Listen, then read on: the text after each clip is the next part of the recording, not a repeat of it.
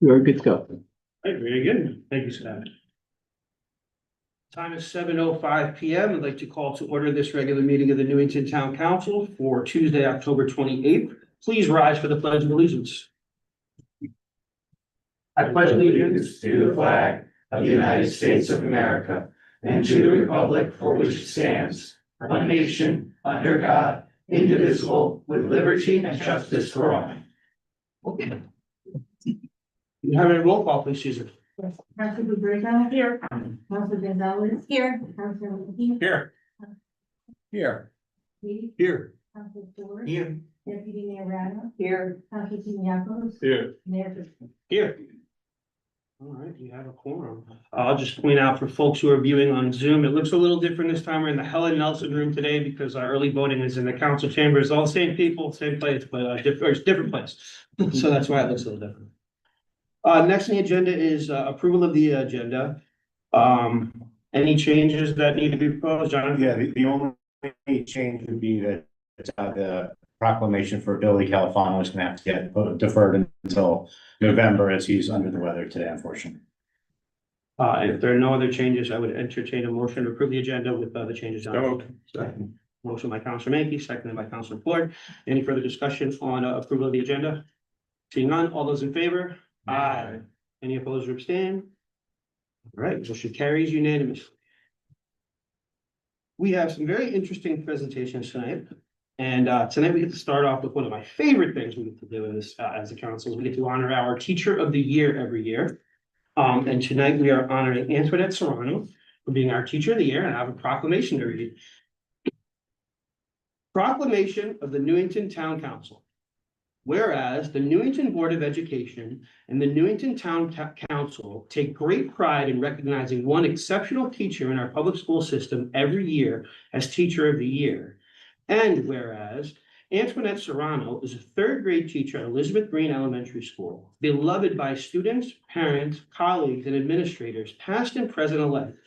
And whereas Antoinette's educational philosophy is rooted in the belief that every child has the right to learn in a safe, respectful, and culturally responsive environment. And whereas Antoinette strives to create a classroom where students are engaged in meaningful activities that recognize their unique talents and backgrounds. And whereas Antoinette's extraordinary impact extends beyond the classroom, as evidenced by the 2 children's books she's authored, her leading role district-wide in promoting educational equity for all Newington students, and recognition in the Connecticut Education Association's Teachers Who Goes the Extra Mile ad campaign. And whereas Antoinette is the past recipient of the Green Apple Award from her colleagues for embodying the values of her school community, as well as multiple principal awards for equity work and leadership. And whereas Antoinette is always willing to learn and grow and lead her professional learning community team by having courageous conversations and actively participates in the NPS's school improvement team, social committee, equity team, and the teacher council. And whereas Dr. Maureen Brummett stated that Ms. Serrano embodies what we want NPS to be. Now, therefore, be it resolved that the Newington Town Council hereby congratulates Antoinette Serrano for being Newington's 2025-2026 Teacher of the Year and celebrates her extraordinary impact on the emotional and intellectual development of the next generation of leaders and citizens. Dated in Newington, Connecticut, this 28th day of October, 2025.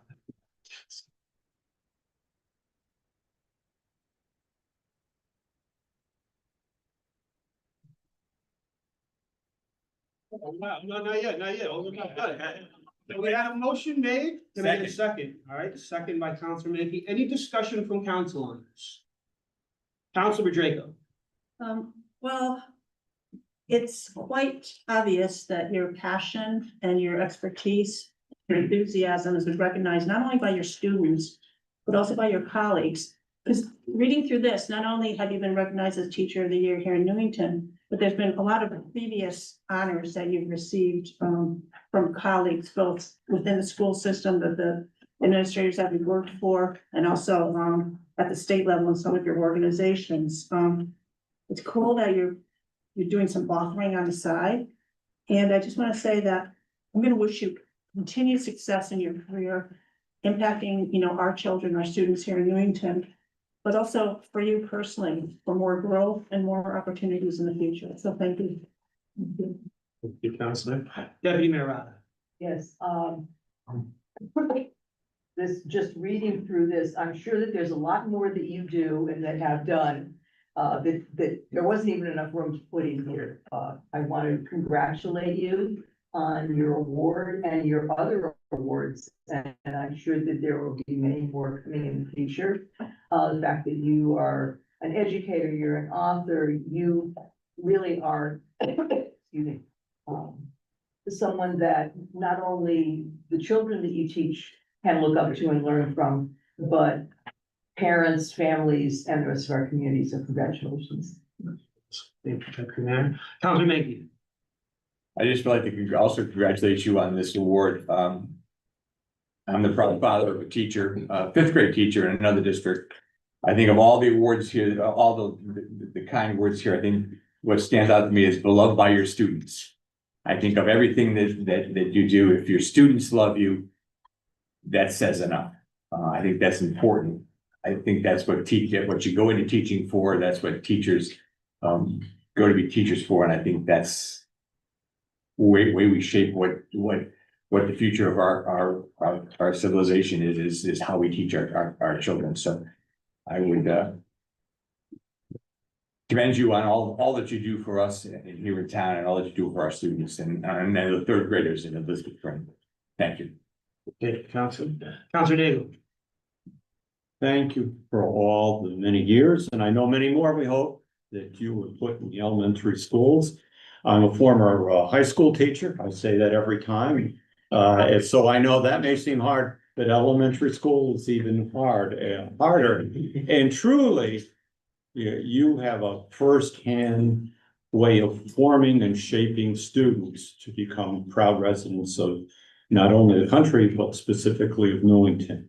And I appreciate all that you do, and I hope you continue to do all the various things that you have been doing, setting an example for all teachers within the district, let alone within the state itself. Congratulations again. Thank you, Counselor.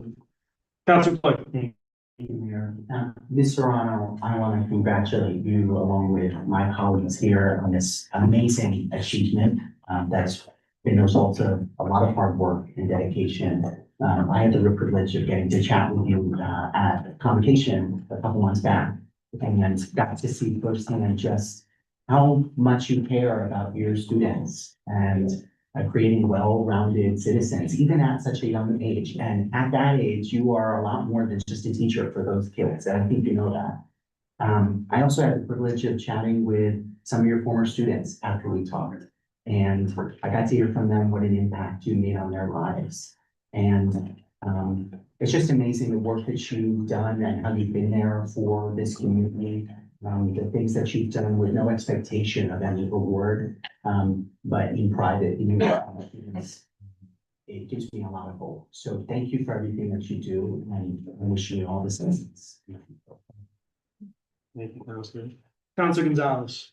I just want to congratulate you on this amazing award. I also was at the convocation and got the opportunity to listen to you and see you. And I left so excited for the school year to start. I can only imagine what it is like to be a child in your classroom. So continue doing what you do. It's amazing. Thank you for everything.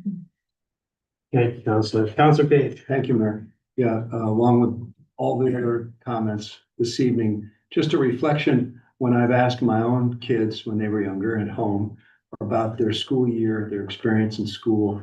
I don't remember them ever saying, well, I got this test score or that on my SBAC or on whatever other standardized testing we do, and we measure and measure and measure and measure. But they do say, I remember so-and-so, my teacher, who made me feel cared for, safe, and encouraged me, even though I would stumble sometimes or make mistakes. And that is you. Thank you very much. Thank you, Counselor. I don't have to imagine what it's like for one of our students. I've witnessed it. I consider myself lucky to have had a child go through your classroom, Mr. Arno, and you and Miss Hatton back then. But we were so the impact on my son was apparent. And it's been lasting. When I told him we were doing this tonight and you should come, and he's like, he groaned. I was like, it's teacher of the year. And he's like, oh, who's teacher of the year? And I told him, he said, okay, I'll go. He didn't even, it wasn't even a hesitation, and that's a big deal for my son, because, he's a kid who gets taught a special way, and he likes his things his way, and having a teacher that really worked with him and really, he really appreciated that. He felt seen by you, and as parents, we were just so thrilled to have that for him. It was coming out of COVID. I mean, it's, to Counselor Page's point, you're not gonna remember tests and things, but he will remember you forever. And that's important. And you had a huge impact on our family. So thank you so much for everything. And stay forever here. All right, we had a motion and a second. Any further discussion from council on this? Seeing none. All those in favor? Aye. Any opposed or abstain? Okay, seeing none. Motion carries unanimously.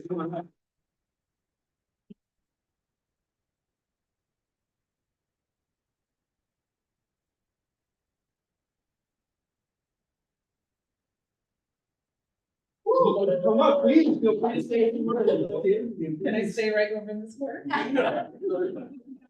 gotta go there. You gotta go to the. Yeah. This way? Yeah, right over there. Right there, right there, right there, right there. It's like you're teaching a class. This feels very strange for me. I'd like to just thank everyone here. Just thank you so much to the council. I was given some thought to what I wanted to say tonight, and I'll be quick. But when I was nominated for Teacher of the Year last year, I asked my students at the time, what makes me a great teacher? And they said many things, but some of the things they said were, you always listen to us. You're always there when we need you. You make learning fun. And of course, I give the best hugs, which you might have heard about.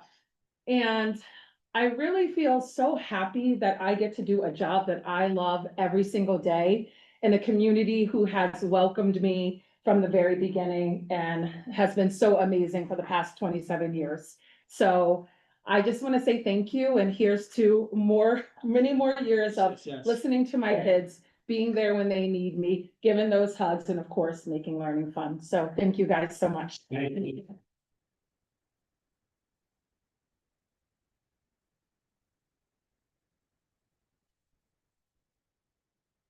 If anyone else in the room would like to come up and say a few words about Mr. Romano, please feel free. I know there's some friends here tonight. Feel free if you would like to come on up. Anybody? There's no grade. You're not great at it. Testing today. All right. Congratulations, Mr. Romano. Thank you very much.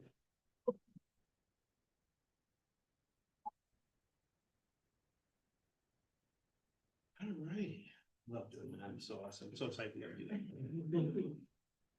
All right, moving on. We are not doing item D as town manager indicated. We will move on to item C, the Newington Town Center Master Plan Final Report.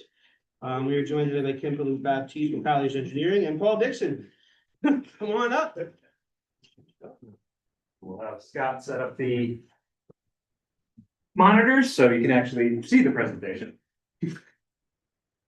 Just say that's a tough act to follow. It always is. Yes, yes, you know,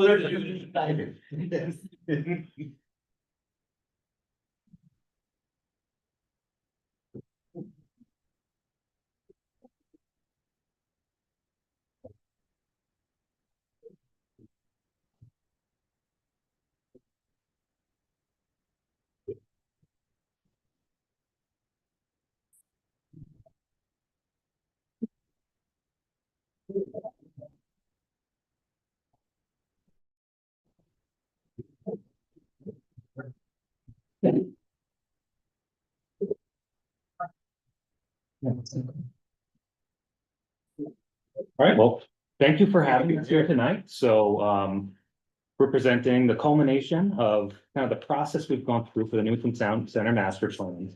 We've had multiple outreach events, we've talked to the community, kind of gone through the key touch points through this process.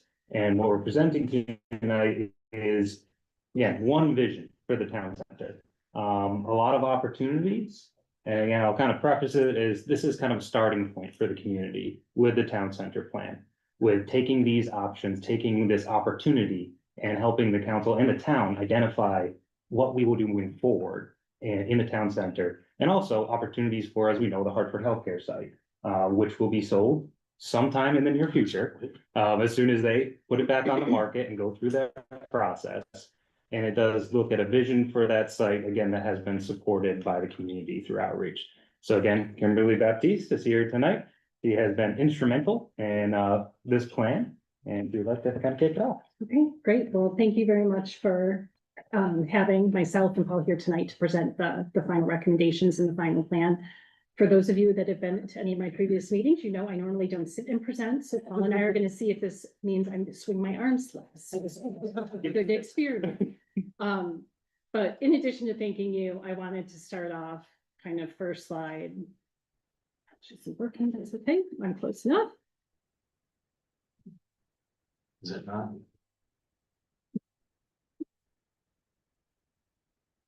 Use that. Why is it not? Oh. What? Okay, whatever you press. Wanted to thank the steering committee. So there's a few members of our steering committee here on the council, as well as in the audience this evening, and just want to extend a huge thank you because obviously the steering committee donated significant amount of time over the past year in helping to really move the plan forward, provide a lot of background, institutional knowledge, really, personalized information about the community that really helped to tailor the planning process and tailor how we move forward. So just want to make sure that they are recognized as well. So presentation topics, I'm going to try and go through the slides quickly and leave Q&A opportunities to expand on anything at the end, but I know most of you are familiar with the process, but just kind of do a quick recap overview. Talk about all the different inputs that really informed how we arrived at the final master plan, walk through the recommendations, and then, as Paul just alluded to, talk about how this is really the springboard to next steps. So objectives, right? This is really about developing a long-range plan that articulates and identifies a vision for the town center. So that was our ultimate goal that we were charged with on day one. This is the area that we looked at for the town center. So just under 90 acres.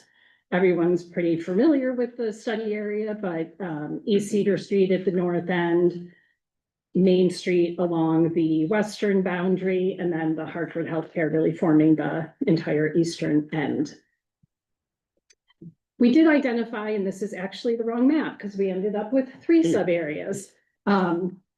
But ultimately we identified 3 sub areas, recognizing, right, we want to look at the town center holistically and as one kind of focus area within the town, but there are some distinct characteristics and items that we wanted to focus on in 3 distinct areas. So we wanted to really be able to personalize that while also seamlessly knitting it all together. So Market Square North to Cedar Street is what you'll see further as sub area 1.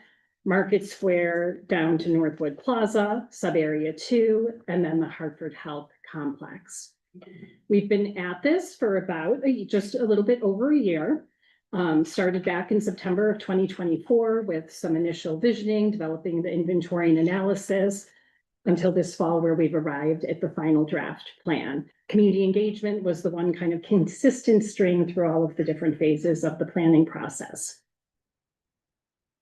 So the various inputs, I'm not going to go into great detail on this, but obviously understanding kind of the physical characteristics of the town center today really helped to inform, if this is where we are today, we've identified a vision of where we want to be. What are the gaps that need to be filled to help us get there? Pomoyne Associates was a key member of our team. So they were a sub-consultant firm specializing in market and economic analysis. So they did do a robust market analysis early on in the process. They really identified market opportunities because ultimately we wanted to make sure that our recommendations through this planning were rooted in financial market reality and had potential to be successful. So from a residential perspective, there was a lot of actual potential here in the town from a multifamily perspective, even with everything you have in the pipeline, as well as some really targeted opportunities from a townhome senior housing perspective. The retail office and hospitality opportunities were a little more focused, a little more tailored to the town center. On the retail side, recognizing you have some retail corridors in other areas of the town, recommendations from the market analysis really showed opportunities for local-based businesses, kind of specialty stores, smaller footprint retail. Office, as we all know, has been declining, but certainly some medical office and some co-op opportunities. And then from a hospitality perspective, fewer opportunities thinking about hotels and things, but potential for maybe like a small scale boutique hotel, which we didn't get too far into as we kind of explored reuse. Very critical to the process was community engagement and outreach. And we wanted to make sure that we heard from a diversity of people, heard a diversity of voices to really inform the planning process. So we used a lot of different tools and techniques to gather input across the past year. Started with attendance at a couple pop-ups, so people didn't expect to be seeing us or talking about the town center master plan, but we were able to grab people at the Waterfall Festival and at the Night of Lights to get some feedback on their vision and ideas for the future. We did some pop-ups. We met at the senior center and had some targeted outreach with seniors. We had one-on-one stakeholder meetings with key property owners within the town center area. We did online engagement through our website as well as online surveys. We had incredible response to our first survey, over 650 respondents. Our second survey also had over 150 respondents, which is down, but is significant because that survey was modeled after our 3-hour design shred.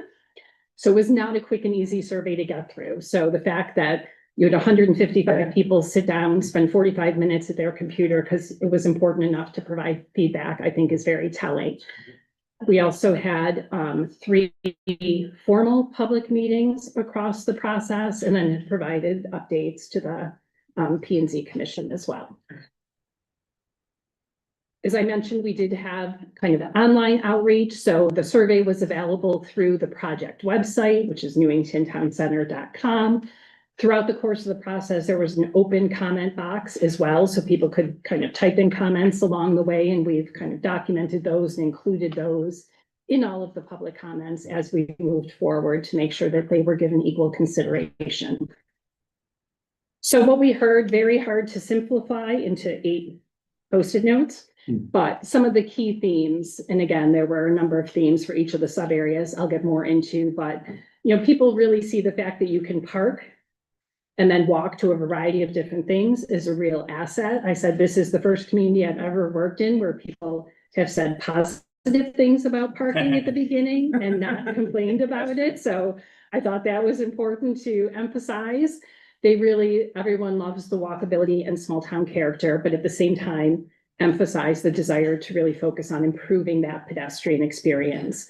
Emphasis on a couple redevelopment opportunities, whether the Hartford Health Site or Northwood Plaza.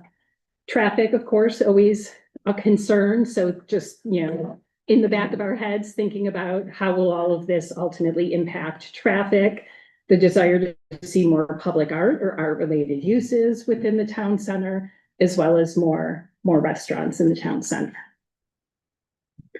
So jumping into the master plan, based on everything we heard over kind of all of those avenues for community engagement, there were some key themes that we kind of always kept in the back of our head as design principles. So multimodal experience, so balancing vehicles, truck traffic, cars, pedestrians, really prioritizing the opportunities for safe, welcoming human interactions, creating more spaces for people to congregate and get together in the town center, and continuing to provide that diversity of uses that exists today. Newington Vision Board, so also coming out of, again, a lot of what we heard from all that community engagement. What were some of the ideas people started visualizing what the town center could look like in the future? Street trees came up a lot, right? Visual appeal, as well as providing opportunities for shade and comfort within the town center, more opportunities for programming, whether informal opportunities or formal events, special events in the town center area, greening the parking areas, creating opportunities for public art, more locally owned businesses. So as I said, all of that came together in one holistic and comprehensive town center master plan, which we will dive into kind of on each of those sub areas in a little more detail. So the Constitution Square sub area, which I said, is really kind of Market Square up to Cedar Street, Constance Lee to Main Street. We identified kind of 5 primary initiatives that should be focused on in this area: improving gateways and intersections, enhancing pedestrian connections, seeking out opportunities for infill development, expanding community green space, and looking at opportunities to really maximize parking. So this slide is just showing those kind of key opportunities. The bigger the square, the more significant, or the bigger the circle, the more significant the gateway. So these are all the locations where gateway and intersection improvements have been identified that are really kind of intended to bring people into the town center. Here's an example from Cedar Street going into the Constitution Square parking area. This is a more subtle design approach, a more significant design approach at the same location. But the goal, one of the key themes we really heard from the public is, people are traveling down Cedar Street. It's got a very high level of traffic, and they don't even know the town center is hidden back there. And some of those businesses are hidden back there. So how do we visually make it very clear that there's someplace special, there's someplace, a destination for people to go to? So really focusing on those gateways and creating those visual cues is really critical. Tied to that is just wayfinding in general that is maybe specific and unique to the town center area. So kind of tied to this is, looking at branding and coming up with kind of a color scheme and a font selection and a design aesthetic that can be used throughout the town center area, which would be most prominent in a future signage hierarchy and signage implementation. As I mentioned, we also looked at pedestrian accessibility, and there are lots of different layers to this, but through the parking areas, creating some new exciting pedestrian spaces within the town center. One of those being kind of better activating some of those alleyway connections that exist. So again, an example of your existing alleyway from Main to the parking area. And just some subtle improvements with landscaping. Everyone loves twinkle lights, and they do really make a huge impact on a space, both from a lighting safety perspective, but also from an experience perspective. Some additional seating areas, those can all go a long way in kind of creating a different character and atmosphere.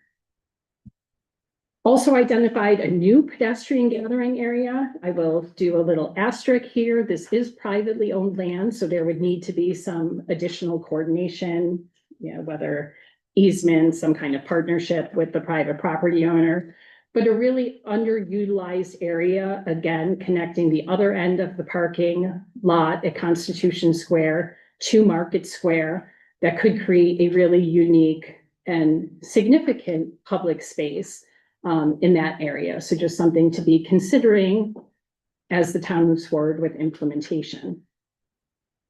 Market Square is a great streetscape today. It's hard to say do anything different because it really is charming, but really highlighting that key entry that goes back into the Constitution Square parking lot with maybe some additional wayfinding, again, introducing some overhead string lights with the goal of really just saying, hey, you've reached an important decision point, really creating that strong gateway back into the parking area, and again, creating some additional visual appeal on the streetscape.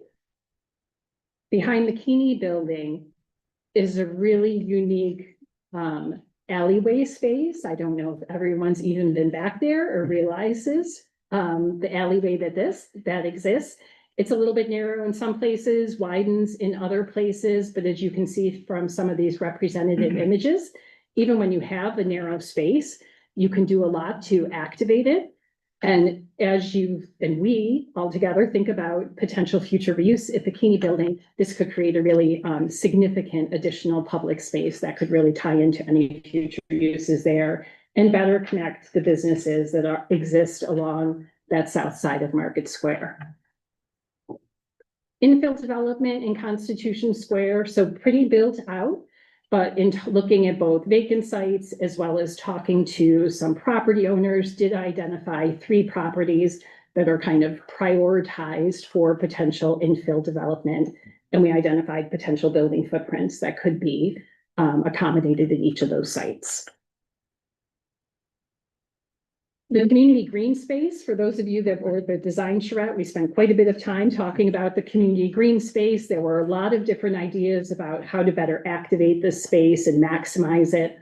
Ultimately, through what we heard from the community, as well as priorities and thinking about costs and impacts to businesses within Constitution Square, we landed as a scenario that keeps the existing green space, but expands it. So add some square footage to that space. You do lose the parking on either side of it, but I will say today you don't have a parking issue. It's okay to lose those 23 spaces. But it does create enough of a significant addition to that space to, be able to incorporate a larger, potentially performance pavilion and create some additional programmatic opportunities within that space. As part of this, we also looked at strengthened connections from a pedestrian perspective that are demarcated within the parking lot and just make it more comfortable from people traveling from parking spaces to get to that community green space. Yeah, I can add a little to that too. If a lot of what we heard again, and this is the community feedback in that space right now, some of the survey response, some of the feedback we received is people are actually have more concern about those parking spaces being there. The safety of their children in that space when they're actually utilizing it for community events. Having that head-in parking coming right in really doesn't add a good feeling to the space. So again, while it was discussed potentially moving it, whether it's behind Rooster, there were a lot of concerns with the impacts to those businesses, that we have this asset we have in the middle right now, that this would be, a solution that would be feasible to do, but to enhance that space. Great, thank you. And then lastly, in Constitution Square, we've identified some reconfigured parking. So both in the public areas, as well as in the privately owned lots behind businesses along Market Square, recognizing, right, again, this would need to be in partnership with those existing businesses because the land is privately owned. But today they are fairly disjointed. They don't connect to the public spaces. They don't connect to one another. By kind of increasing the cross connectivity, there's increased opportunities for shared parking. You actually pick up a significant number of new spaces by doing that shared parking. So again, it would be something that would require additional collaboration and kind of working through different agreements to be able to facilitate that, but just something to be considering over the long term. So then jumping to sub area 2, Lowry Place and Northwood Plaza, we looked at 4 primary initiatives: streetscape enhancements, Keeney building adaptive reuse, opportunity for mixed use infill, and then Northwood Plaza, where we looked at a phased revitalization approach. So streetscape, as all of you know from traveling it, Lowry Place today has very wide lanes, which what does that do? It forces people to go really fast down the road and kind of treat it like a raceway. So we got a lot of feedback from the public, very strong support for modifying this existing roadway condition, especially because there's only pedestrian amenities on one side of the road today. So taking that existing right-of-way, where we landed was actually reducing drive lanes to 12 feet, which is a standard width, can accommodate emergency vehicles, can accommodate 18-wheel trucks, all of the traffic that needs to be accommodated on the roadway, allows you to retain the sidewalk on the south side of the roadway, while also adding a 12-foot multi-use trail along the Keeney side of the roadway. So that multi-use trail would then allow for safe use by both pedestrians as well as bicyclists, which, as you will see, will connect to some other recommendations that we'll cover. And just to help visualize it, this is what you see of the roadway today at the Keeney building. This is how kind of that modified streetscape would look. So with some trees, you're adding some greenery, you're also adding some buffers to the building and the parking areas. So, in addition to traffic calming, you're getting some other benefits from from this enhancement. Specific to the Keeney block, so we have the Keeney building, we've already talked about the alleyway and public space improvements. So we'll talk a little bit more about the building itself, which we did not propose to do anything with the larger building on the Keeney site, really just looked at how that building could be effectively reused and how the community would like to see that building used in the future. But although separate, there's also the vacant parcel at the end of the Keeney building. So we also explored opportunities on that site. So within the Keeney building, because there are some significant spaces available with inside that building, both kind of those that could be maybe smaller scale opportunities, but some large open spaces that could create some unique opportunities. We really focused on, what are maybe some of the market opportunities, as well as combining that with what we heard from the community. So, maybe some retail along Main where you have some of those glass front facades. But as we start to look more interior at the building, there's kind of a whole range of different uses that could be explored, and maybe some of these actually could work together. So indoor market space that could really focus on small local businesses, entrepreneurs, startups, performance space, business incubator space, having a hall for brewery and craft drink opportunities that could tie into maybe a food hall, an artist collective that kind of ties into a lot of what we heard with regards to wanting to promote more art within the town center, right? Which could then tie in with the performance space and the indoor market, but also certainly enough space for indoor recreation too, which was something we heard consistently about providing more opportunities for youth within the town center. So all of those, are different ideas. And part of our goal of this process was to identify what are those priorities, what are the desired uses, which of those could be facilitated by today's zoning code, which ones maybe wouldn't be allowed, and maybe what uses are allowed today that we don't want to see necessarily in the future. So we'll get to the zoning piece of this in just a minute. But again, for that empty parcel, vacant parcel at the end of the Keeney building, we really looked at potential for mixed use development that kind of ties in on the first floor to some of the retail uses and active service uses on the first floor, upper story residential. We looked at 3 stories like this representative showed, because that was the very clear preference of the community. So might have had a few people in favor of 1 story, a few people in favor of 5+, but definitely very clear consensus that 3 stories was kind of the comfortable height that people felt was appropriate in the town center area. Northwood Plaza, obviously, have gone through, a number of transitions in recent years, and keep meaning to change this picture because it brings up the market.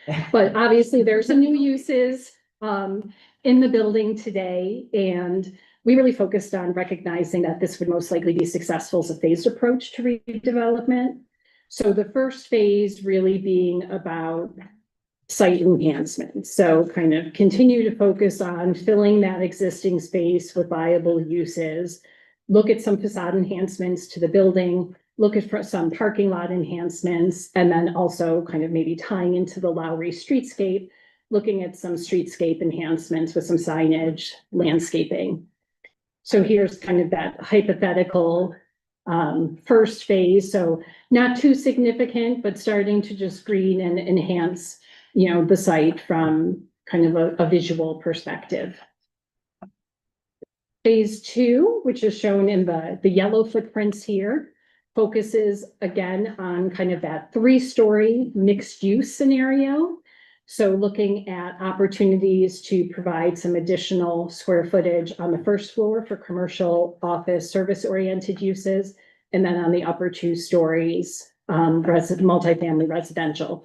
You'll see numbers on the screen. Again, these are hypothetical footprints. These are hypothetical number of units that could fit in the space, but just want to give you a sense of what could be absorbed. In doing the financial feasibility analysis for this redevelopment, the biggest issue that came up was how do you fill 20,000 square feet of commercial?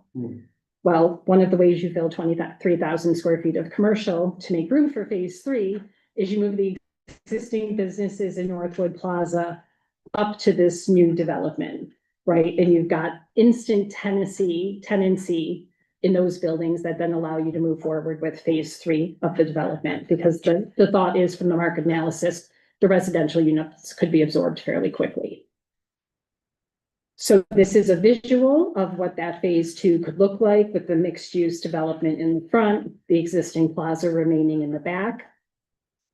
Phase 3 then would be that full redevelopment. So you move your existing commercial up to new commercial spaces that are created, paving the way for demolition of the existing plaza and construction of a solely multifamily residential building. So again, this would be longer term as residential demand continues to grow within the town. And just to give you a sense of how the Lowry Place corridor would change with all of that occurring from today into the future. Pretty significant kind of density and feel and character than exists today. And then last, but certainly not least, the Hartford Healthcare site. So we really broke recommendations for the Hartford Health site into public space enhancements and private opportunity. So recognizing that as Hartford Health moves forward with selling the property, that it will be privately owned. However, one of the things we heard very loud and clear from the community, and we observed ourselves in going out to the site and just seeing what the opportunities are, retaining some level of public access and public space is really critical on that site. So the projects that we've recommended, number one, kind of tying into that new multi-use path on Lowry Place. So a new multi-use path that will then connect from that path on Lowry north to Cedar along the edge of the property. You have some great existing open space, large masses of trees and vegetation on the site. So we have identified some locations and opportunities for open space preservation that are noted in number 2. We've retained the dog park and expanded it, but relocated it slightly out of the way from the future residential, which I will get to, and that's shown in number 3. Number 4 is the Greenway corridor. So one of the things we also heard loud and clear was how important it was to maintain a strong connection to Cedar Mountain. So what we have recommended and could be integrated into any future agreements or zoning requirements for this site is maintaining a public easement that would create a trail or greenway system that goes from Constance Lee up to a trailhead at Cedar Mountain. There's the overflow parking lot that exists there today for Hartford Health. That could be a new trailhead, which could also serve as the parking for your relocated dog park. So kind of all comes together nicely at that location. And then we've also identified some sports courts that could be valuable amenities for future residential folks within the area, but maybe also open to public use as well. From a development program perspective, number 1 is the existing data center. We did have a number of conversations with Hartford Health directly. They indicated very clearly the data center building would not be part of any sale for the foreseeable future of this site. So wanted to make sure that kind of we are realistic in programming in a first phase of development. So retained that in our concept plans. 2, 3, and 4 are all different types of residential development that all together equate to about 300 new residential units. Again, a hypothetical build out scenario, but one that kind of achieves what we heard from developers we spoke to, market demand, and fits within the context of the site. So number 2 is where you see active or older adult cottages. These would be geared towards 55 over seniors. So 1-story, smaller footprint cottages, but these would be hypothetically for sale. Number 3 is active adult multifamily. So these would be like your 1-bedroom apartments. These would be rental. And we envision this as maybe something a little different in the marketplace. So it could be just apartments. It could be a larger wellness complex where maybe the first floor is offering, easy access to doctor's offices, to a fresh market, to exercise equipment, to different classes, different programming that's tied to other things going on in the community, but on site. So we did show a slide in a minute, look at some precedents across the country that kind of look at some unique models, which could be a real attractor if it's something different than exists otherwise in the regional marketplace. If we go up, number 4 is showing townhomes. So I think as we have shown, it's about 112, 115 townhomes, but these would be intended not to be solely for seniors, but would be for sale townhomes. And then we do have number 5, which is mixed use buildings along the Constance-Lee frontage. I would think that just given all of the development opportunity that we've shown in other phases, that would be much longer term, but could help tie that corridor into the rest of the town center as demand dictated. So as I mentioned, the wellness center, this is an example from Eugene, Oregon, the Springs at Greer Garden. You can see our classes in the upper left-hand corner, the exercise room, just kind of the type of amenities at this location. 3 stories, as we've indicated, has been the preference, the intermix of the multifamily and the cottages. So there are some precedents for doing something a little different that can really help to attract a diversity of different user groups. Although Hartford Health indicated to us that the former hospital was likely to be demolished, we did want to explore a hypothetical reuse scenario that looked at preserving the former hospital and reusing it. Now, I will say we did not, as part of this study, have the opportunity to go into any structural analysis, really look at feasibility for reuse. But if that footprint were to stay and was feasible to do, you could do apartments, multifamily. So this just shows a modified version where you have a few fewer townhomes and you're saving the hospital footprint for multifamily. Okay, so where do we go from here? Short-term actions. So we've identified some kind of targeted initiatives, a few minor tweaks to the zoning code to help facilitate this vision would be kind of one of the top priorities.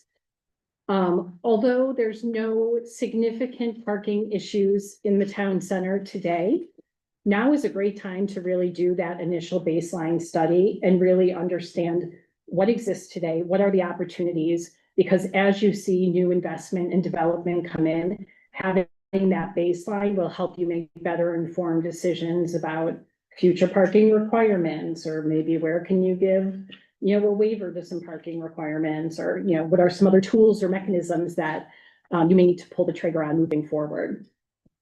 We also identified the gateways is a priority short term. It could be 1, it could be 2, it could be all of them. But again, kind of to maintain momentum from this planning process, it's always great to show something happening, obviously, in the area, and something that's very visual. And those gateways, as we talked about with kind of wanting to bring more people into the town center, are, an easy visual cue to implement to start helping to build some of that momentum. We also noted hosting quarterly roundtables with key property owners. I know there's already a ton of conversations going on between the town and various key property owners within the town center study area. But I will say sometimes bringing them all together at the same table to kind of talk about what they're doing, how maybe you can build some synergies between projects, maybe get each other excited about doing something that can build off one another, can be a really successful tool and keep everyone really engaged and moving forward and marching in the same direction. So that's another one of our short-term recommendations. And then kind of tied to the gateways, that whole branding strategy of, hey, let's decide how we want the design of these to move forward and make sure it's consistent on other elements as projects advance.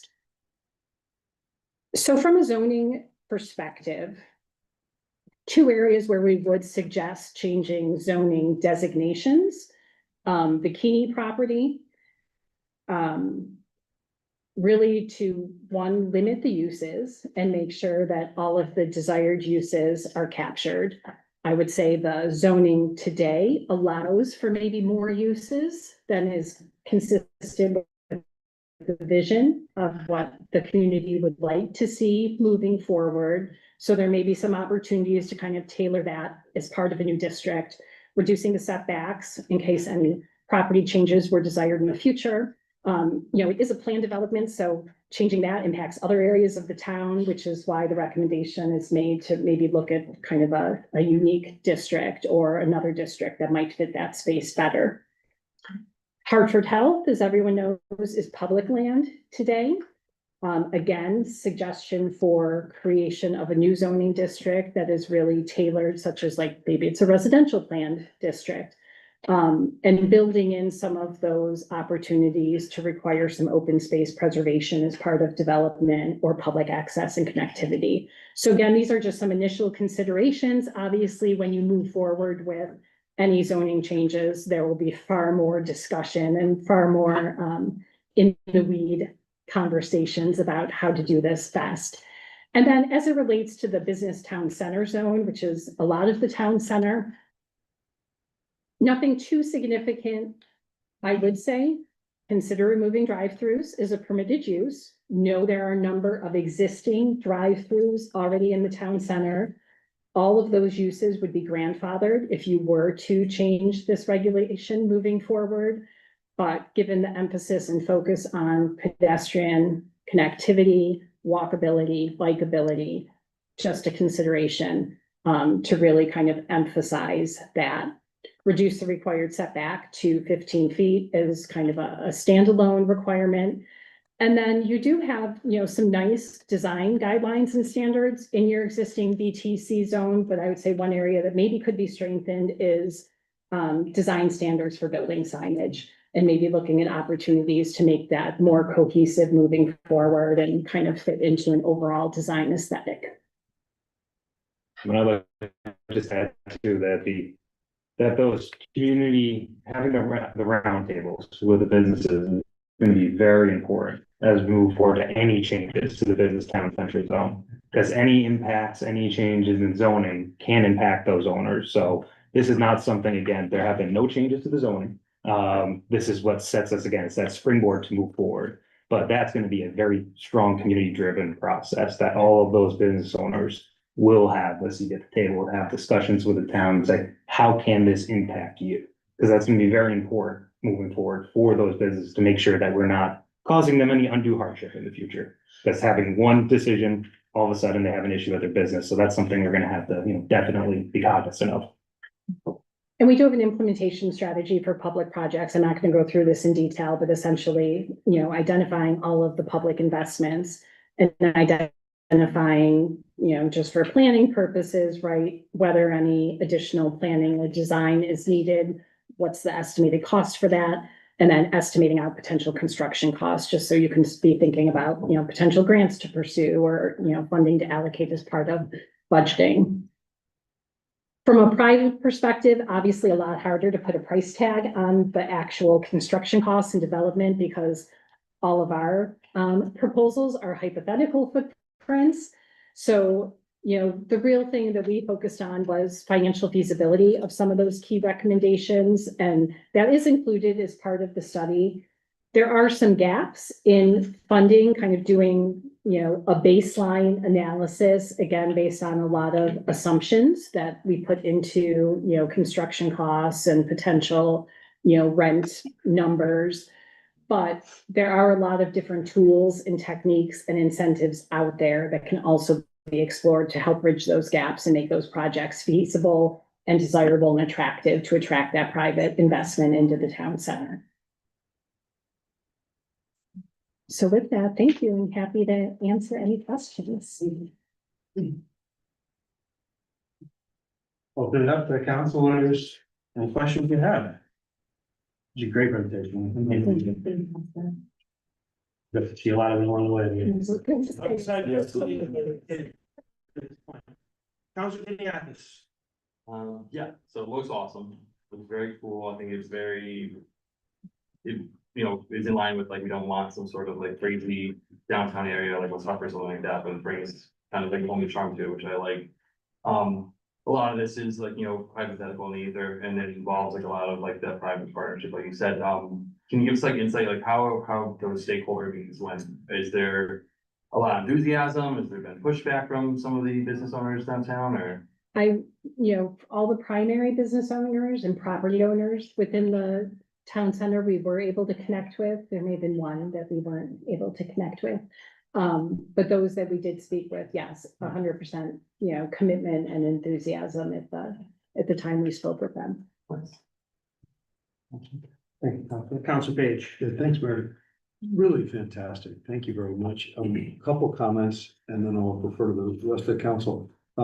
Your ongoing, you referenced this in your presentation, but your ongoing effort to engage the community through a number of different ways, I thought was a hit. I thought it was in the spirit and the letter of really community engagement, inviting feedback from all sides was wonderful. I appreciate it very much. And I know that'll continue. And I invite and encourage people to bring their opinions. The other thing is just the tone that you've set with all of this, from, the renderings and, your comments, support the concept of it being a village, a neat, I think a neat village, that is more conducive to a pedestrian experience, bicycles and, folks coming down from their places where they live in the center, but also throughout town, hopefully, and walking around and getting a sandwich or a coffee or ice cream or what have you and shopping. It really, I think, hits a lot of those notes very nicely. So thank you. Councilman Draco. Yeah, no, if it all came to fruition, it would be wonderful, but, I do have some questions. First of all, I'm just curious about the post office. Is that included in any of this? I mean, that's. We did not evaluate the post office. Yeah, no, Do we but- anticipate that staying there, expanding, moving? Yeah, and I haven't heard anything about them changing at the location. Should we Again, it go was, into this discussion? it was split out on that one. I think that could be, when we look at improvements along the streetscape. To have those discussions with them and incorporate that in there, because again. You have Northwood Plaza, which is right next to it. You have kind of the maintenance of those parking spaces, because we all know I use that post office too. That area definitely needs some attention in the long term, and I think that bringing that together with the streetscape could be actually very fortunate in that area that they could benefit from them. And the community has good access, but I think the key is that access stays with the post office. But yeah, as far as we know, there are no changes and no proposed changes to that post But I was office. just, because, it is small, and I just wonder if they had any expansion plans, they could possibly be incorporated into Northwood Plaza. That's my first thing, and then second, again, this is, implement. It's a vision, it's gonna be implemented, whatever, but what would happen, let's say, if next, year, a developer comes in and wants to buy Northwood Plaza? Is this gonna prohibit them are you gonna prohibit them from doing that? No, absolutely not. So this would be something, so if a developer comes in and says, I want to buy Northwood Plaza. We would sit down, look at this plan and say, this is what the community has responded to what they want to see on this site. And then we would have those discussions about, okay, what were you looking to develop? The plan is to inform the developers who come in. Again, this is a community process. This wasn't a process where a developer came in and said, I want to put 10 high rises, I want to maximize everything. This was talking to the community and saying, what do you want your town center to feel like? So that's how this document will be used with the developers coming in and saying, this is what the community has said. Let's work with this, get as close to this vision as we can. And just one more question. It looked like when I was going through the figures, between the three areas, there's a possibility of over 500 units, housing units. Thank you for keeping it to 3 stories or less, but still 500 units is a lot. And you're investing in, or one of your recommendations is a study of the parking. Fine, but who's gonna be studying the traffic impact? I don't see that anywhere. So we do have, that is not one of the short-term actions, but any individual project that came through would have to do a traffic study to understand the impacts of that particular project. And I would say as cumulative projects move forward, an area-wide traffic study could certainly be something, but it's not something that would be of value today without understanding what those future developments actually are doing. But if you're planning, if your vision is for 500 plus and you're already doing a study about parking for this vision, I don't think project by, that's the problem we've had so far, project by project, oh, it's only gonna add another 100 cars on the road, oh, this one's only gonna add another 50, but it all adds up, this is a cumulative vision, and I really think that the traffic study has to start now, that's just my opinion. Yeah, and there's a balance between traffic and economic viability for the area. The residential units, it's not a surge, like a business, for example, which, would be great to have, those options on that one, but you don't have everyone, there's kind of more of a flex in residential when people are coming and going and a lot less turnover through the day. So you'll see a lot more traffic from high intensity uses. The residential uses just put more people downtown. And I think that's an important thing for the town center and talking with the businesses, especially during outreach, having that additional residential. Again, it is not, thousands of units. It is that, yeah, it is the 500 units. It's something that was in the study too, is, main thing where people are talking about is we want to see a grocery store. A typical grocery store would take about 3,000 new residents living in the town center to support it market wise.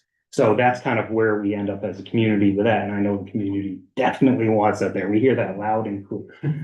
That's why we need to look at options for smaller markets.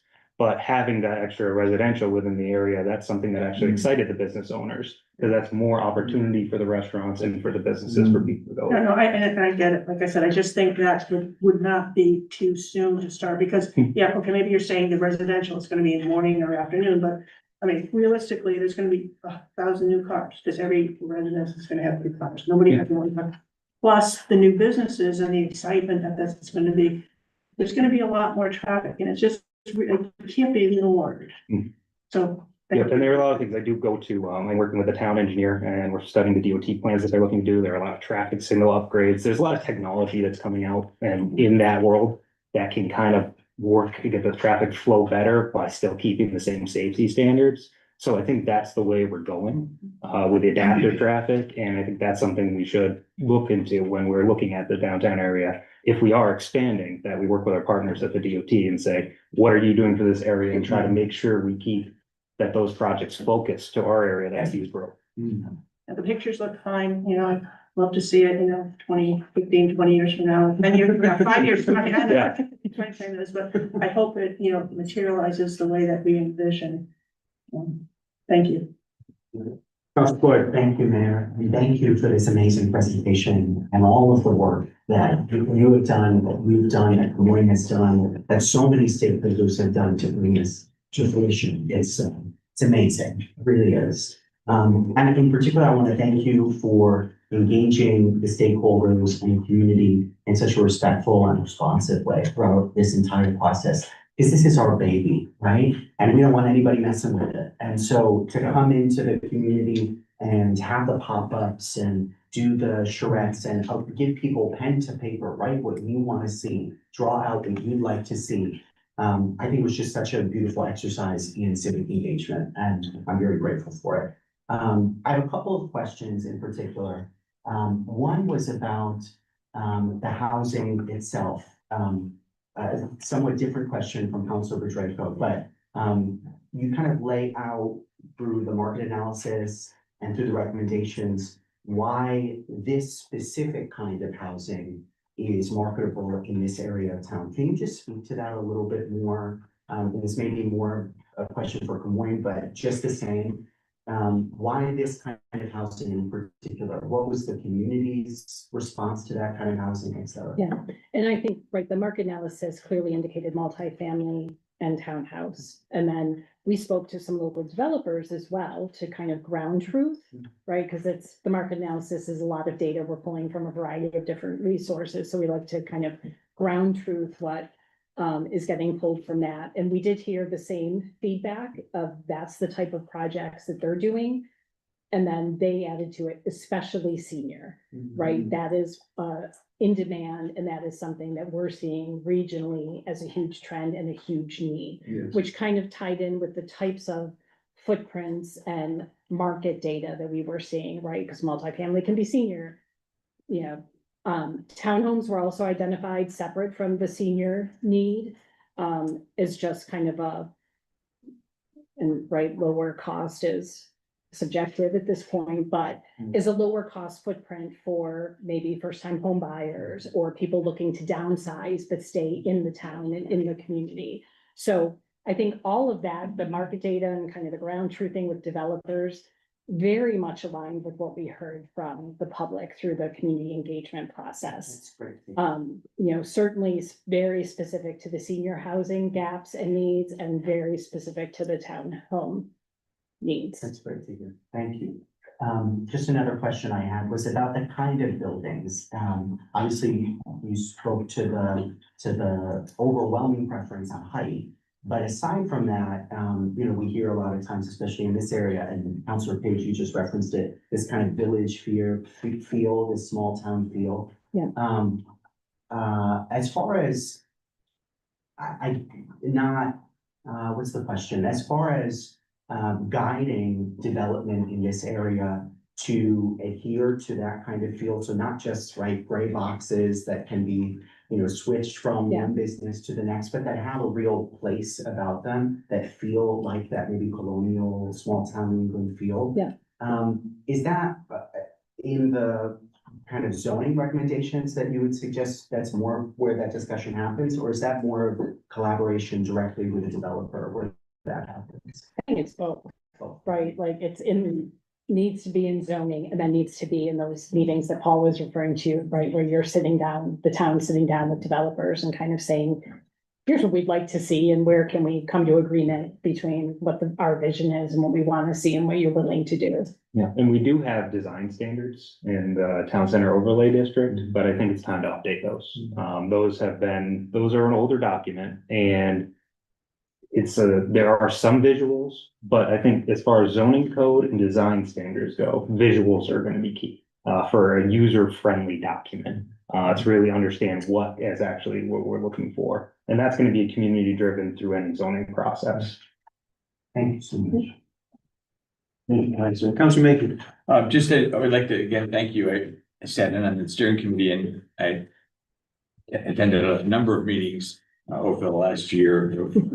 We tended to go down the rabbit hole of whether we like this bench or that bench, and we wanted for the bench, and we got sidetracked, and you gently brought us back to what the real issue was, where should the street be? And not where the bench was. Focus, people. Yeah, sort of the teacher should have been here because they should have got us back. That would have been and I appreciate the way you kind of gently brought the conversation back, not only in the steering committee, but also in the public participation, to bring the conversation back to what was real. I also thank you for telling me what a charrette was, because I didn't know what that was. Now that I know, I've expanded my vocabulary. I think that's important. I think it's important though that the public realizes that what's presented here is just hypotheticals. And so if people look at this picture and say, well, I don't like the way this building looks, this is just a hypothetical. It's not, we aren't building this building. We aren't, what's put here is just a hypothetical, what could be a sample of what could be. So if you don't like where you happen to place the dog park, I don't want to see, things on Facebook tomorrow. We don't want the dog park a little bit to the west or the east. It's just a hypothetical. So it will depend on what the developer would want, or the market would drive, or what eventually would happen. But it's just a hypothetical at this point. The pictures are just there for show. They're not, we're not going to be building this thing per se. We're building something maybe like it, but not this thing. So don't get too hung up on the way that the trees look and the buildings look and the roads look. I think though the overall sense that I get from the public is they want to maintain that small town character of our center of town. We don't want to see it with skyscrapers and big buildings. We want to see that small town character. And I think that's what we're all hearing is we want that small town character, the small town look about our town. And we're all excited to see that. I think we're excited to have something happen to that Northwood Plaza and the Keeney Manufacturing and even the Harvard Healthcare property. And so I think that's important. So I guess I didn't have a question. I just had to thank you for bringing us back on track during the sessions and for the public input. I think you went out of your way to get the public's input on this. And after all, it's the public who's going to have to buy into this.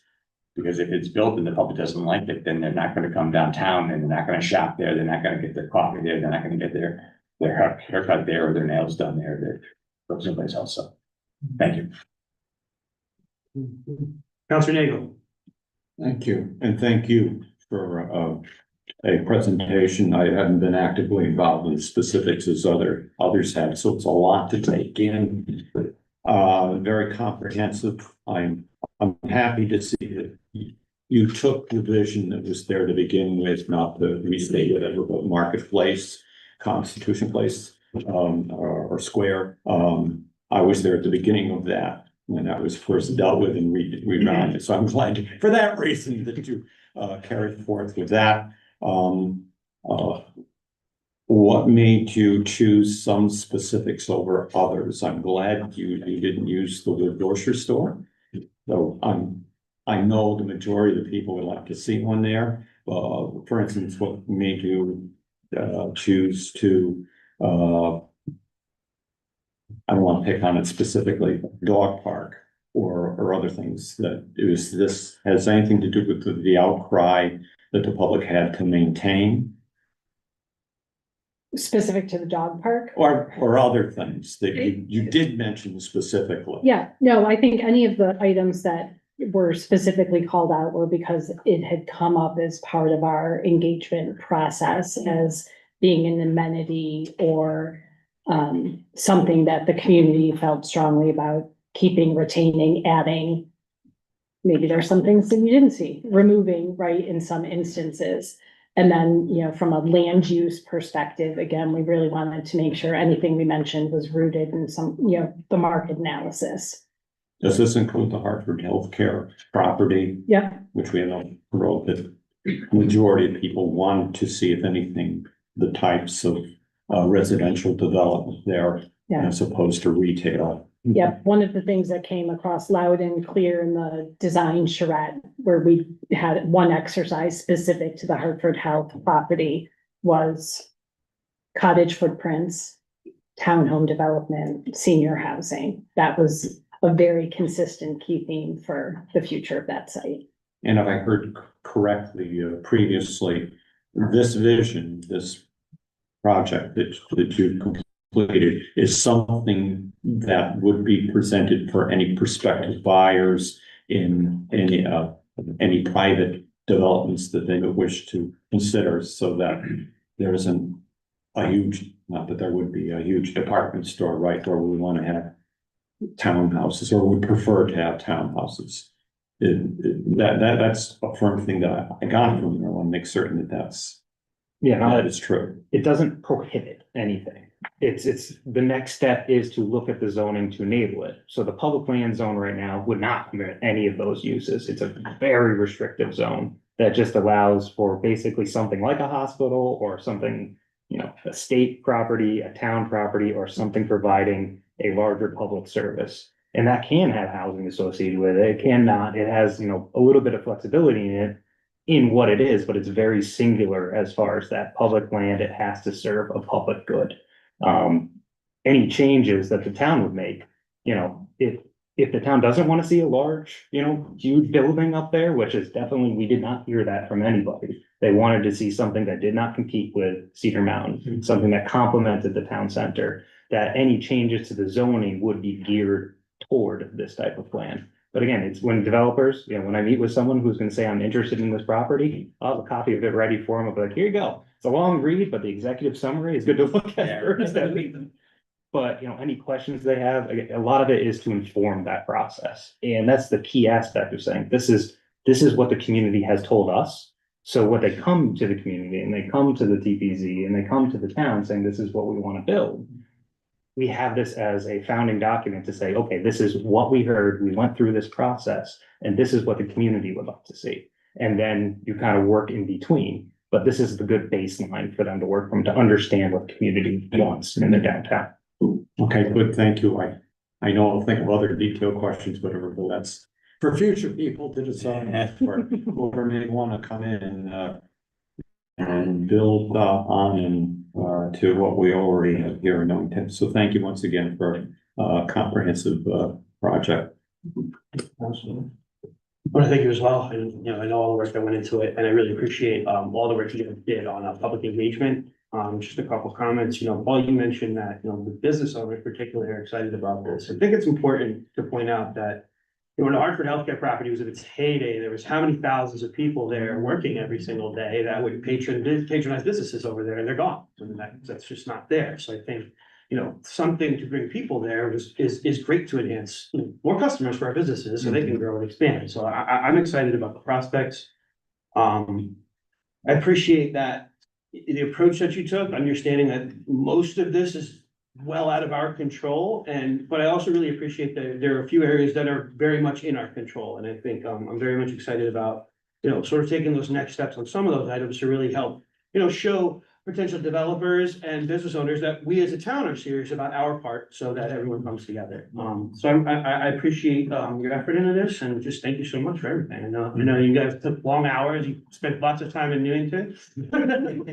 But we have the best snickerdoodle cookies. Yeah. And they're gluten free. Yeah. So, I really appreciate it. So, thank you guys for being here tonight. Appreciate it. Tremendous. Thank you. Thank you. Thank you for the opportunity. Thank Of you. course, thank you. I feel the need to applaud. Yeah.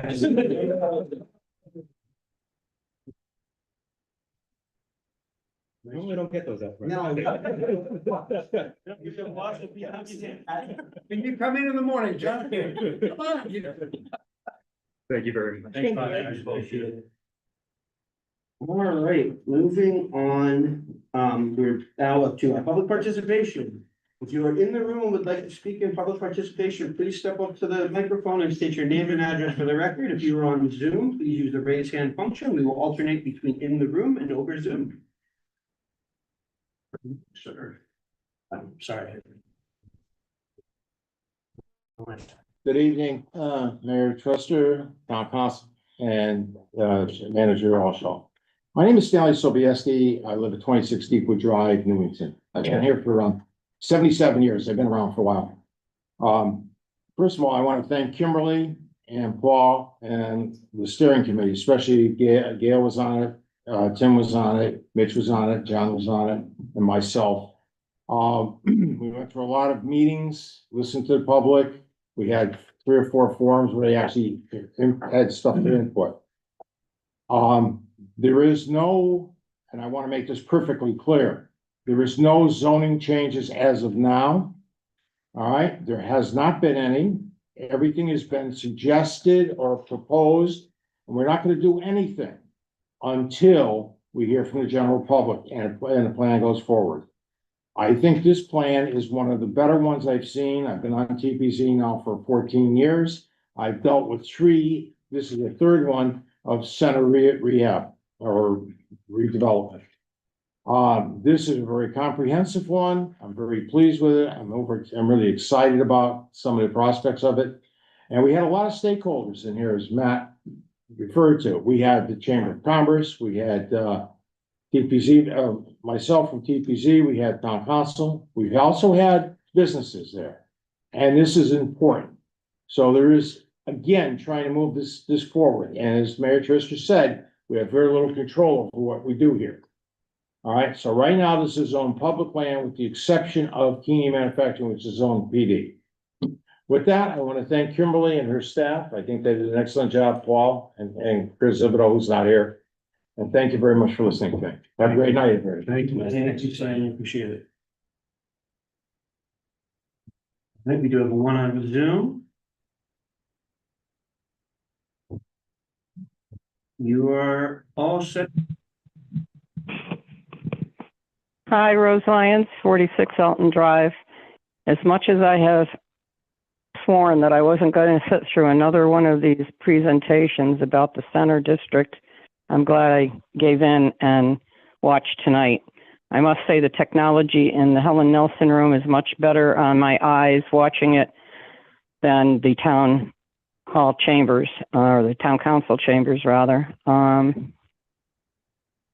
I will talk to the town planner probably tomorrow about some of the things that I picked up on regarding the moving of the public area in the back and the walkway through by the senior housing. And I think there's World of Nutrition in there. a couple of things that popped out at me that I remember from sitting and listening to the municipal parking lot renovation and listening to the Market Square streetscape, but that is not the main focus of what I wanted to talk to you about tonight, so I'm not going to take too much time up with that. I see that there's an amendment to the overnight parking on the agenda for tonight. I'm just curious who suggested it and how many citations have been given out. I find that some residents aren't very respectful of other people's problems in backing out of their driveways when they're parking all their cars on the street. I understand the need to be able to get out of your driveway and how inconvenient it may be to have to position your cars so that you get out. But I also remember 60 years ago being given a citation by Officer Salazowitz for parking overnight in front of my house. I never parked in front of it again. I'm sure that residents can there can be exceptions to parking on the streets, but I hope they're respectful of the fact when there is a snowstorm coming that they try and find a way that they can work around it so that the plows can get through. I live on a dead-end street. I fought for years to get a terminus put in so the plows could turn around in other emergency vehicles. So there are small or not wide streets in Newington, so I think you take that into consideration too. What I'd like to follow up on is, the last thing I'd want to talk to you about is I appreciate the fact that Councilor Bedrejko has suggested that the proceeds for the sale of the Budney Road stubs be put or deposited in the land acquisition account. I have two questions. First of all, do the proceeds have to be first deposited into the general fund and then transferred after January 1st into the land acquisition fund? Or can they just be directly deposited into the land acquisition fund? I had suggested that consideration be given to allocating at least a portion of the proceeds from the sale of National Welding and be put into the land acquisition as well. I haven't heard anything since then. I doubt that there's been anything discussed. Otherwise, I would have caught on to it, but just wondering if that's been considered. Because I just recently read on Facebook that the proceeds from the sale of National Welding were to be put into the surplus account. I'm not familiar with that. Maybe it's the general fund. And that was to offset the costs of the purchase of OFI. I checked the town's website, the assessor's office, and I can't find any amount given on the records as to what the actual net was to the town for the sale of that property. Can someone give me some information on that? That being said, in case I don't make it till the end of the meeting tonight, to say goodbye to those of you that are not running again and good luck to those of you that are running. Thank you for putting in the time that you put in over the years, putting up with my questions and several others from the residents. I wish you all well in whatever you end up doing. And again, thank you for your volunteering your time to the town.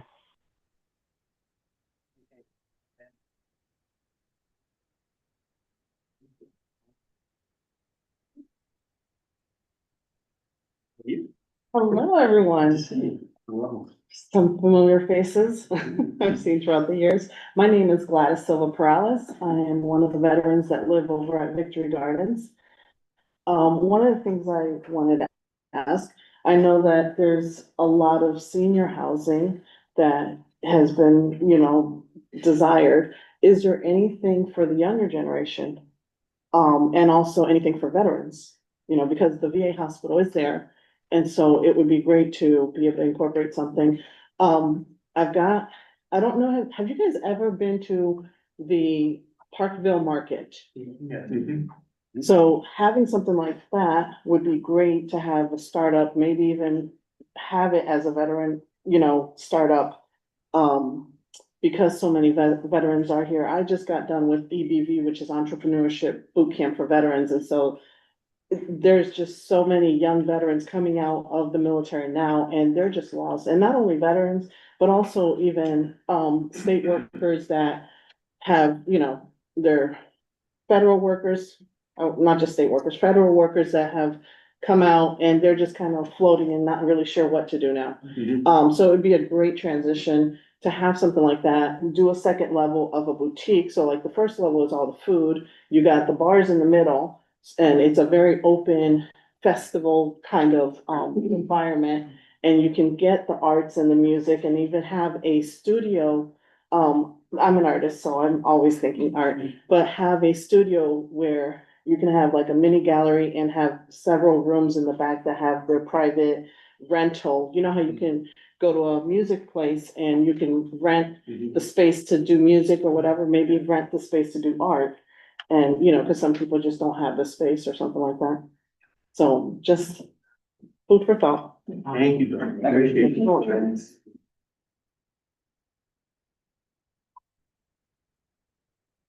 What?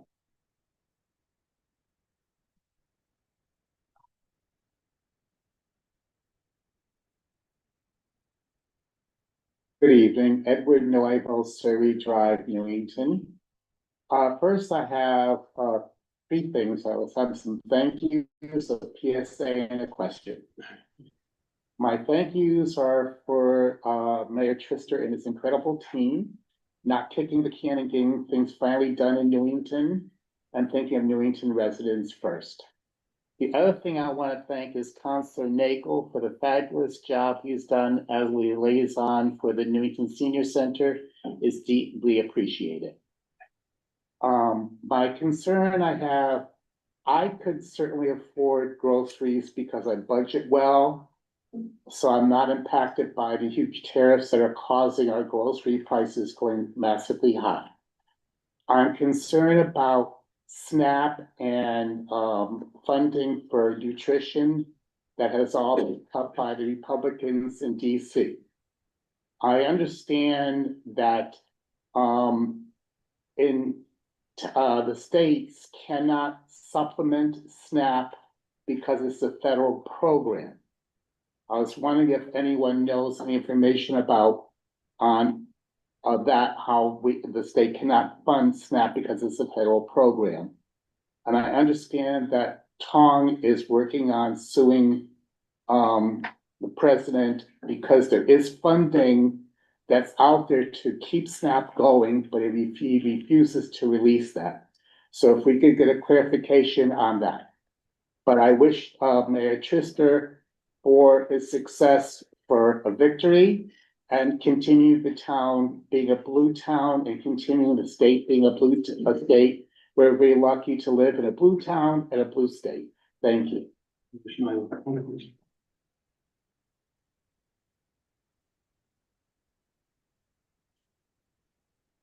Anybody else in the room or over Zoom that would like to speak in public participation?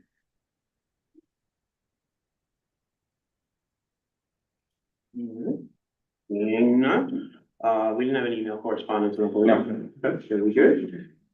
All right, we'll move on to remarks by councilors on public participation. Councilor Page. Thanks, Mayor. Just one comment about Mr. Nuevo's question, and I only know this because I saw it on the news last night or the night before, which was that I believe the state of Connecticut has moved $3 million to support food share and maybe other entities to maybe close a little bit of a gap so that food share services and groceries and their mobile distribution, buses or vans and whatnot, maybe that can take some of the sting out of the potential loss of SNAP starting November 1st. I'm not aware of anything else. I don't know. That's a pay grade above my knowledge of how all that gets done.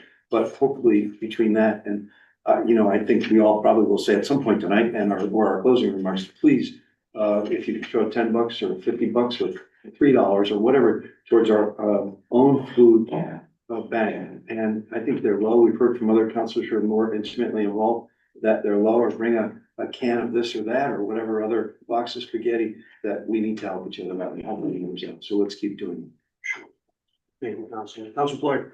Oh, I'm sorry, Councilor Pate said it all. One more from Councilor.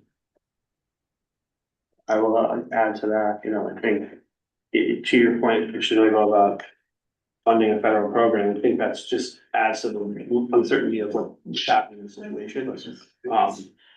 I think that from where we stand at this point, to Councilor Page's question, we just need to all do what we can to help our residents, and, you know, if that's food drives, or food bank, things like that.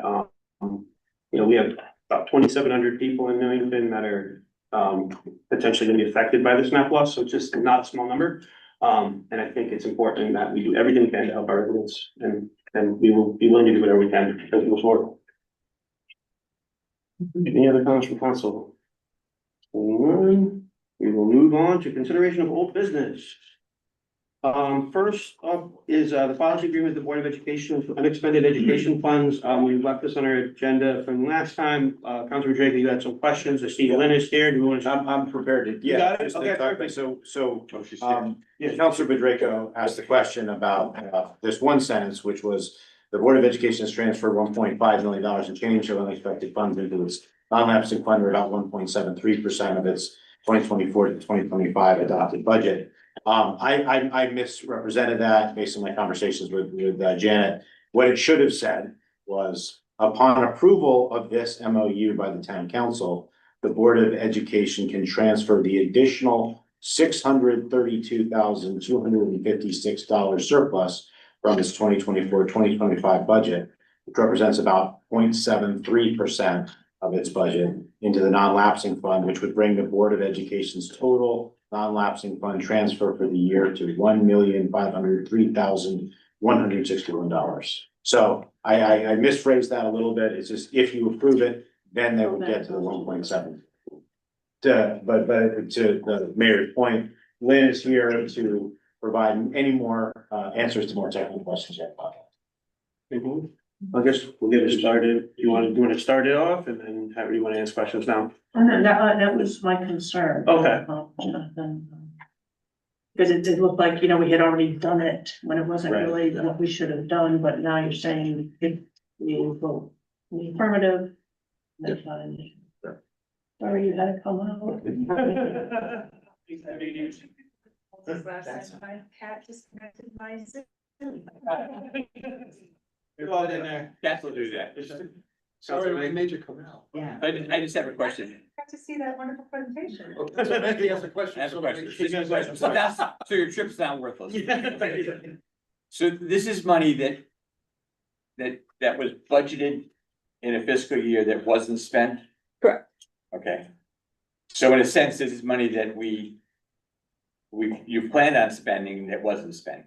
Yes. And then the next year, money that if you had, so next fiscal year, if there's money that you planned on spending, that you didn't spend, it would also go into this fund, right? That is correct. To a cap, or would the It's a- cap keep building? 2% each year.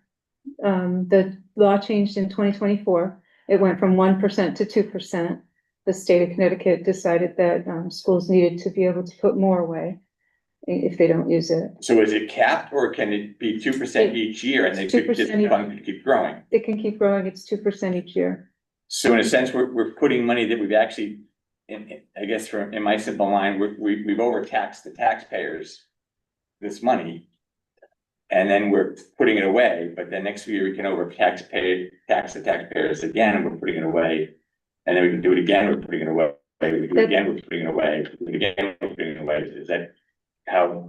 That could happen, but it wasn't planned for that. to I know happen. no, we didn't plan to do it, but in a sense that could happen. We could have this could continue happening. Well, I would answer that by saying, and as I mentioned in the email, you have the power, the council still has power of the purse over the Board of Ed.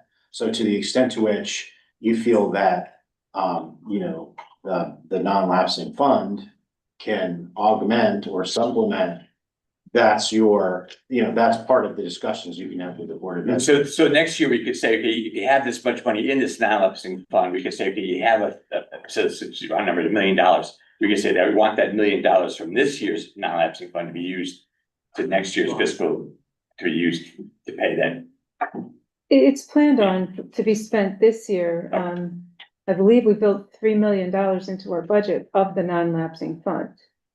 So that large amount should be reduced this year. So it's not planned on a fund that continues growing. No, sir. And moreover, there is, in this MOU, there is a requirement that Board of Ed provides a written report. That's the other question I had. First, saying You would show us, and Yeah, what you about- show us that report when? September first. Yeah. After the end of the fiscal year, when we do all of our reporting to the state, which is prior to September first. Okay. And this is again, the 1 year. Yeah, it's 1 year. 1 year. Okay. Another question? Well, this isn't. This is actually. This is not a 1 year. This is not, Permanent. the open Oh, choice. this is- yeah, this this is is- for. that for the was one- maybe This that is, confused. This is just acknowledging the state law, right? Any other questions? Counselor Nagel, would you please read the resolution? Thank you very much. Thank you, Lynn. Without the town council authorizes Jonathan Heschel, town manager, to execute the policy agreement with the Board of Education regarding the unexpended education funds. Second. Counselor Nagel, seconded by Counselor Floyd. Any further discussion on this item? Being none, all those in favor? Aye. Any opposed or abstained? All right, motion carries unanimously. Moving right along, next on the agenda is, job description for planning technician. Amendment to administrative group, Counselor Page, would you please read that one too? Yes, ma'am. Resolved that the Newington Town Council hereby approves the proposed job description for a planning technician position and amends the administrative group job classification plan to include this new position at the A5 level. Second. Motion by Counselor Page, seconded by Deputy Mayor Rada. Any discussion further on this? Seeing none, all those in favor? Aye.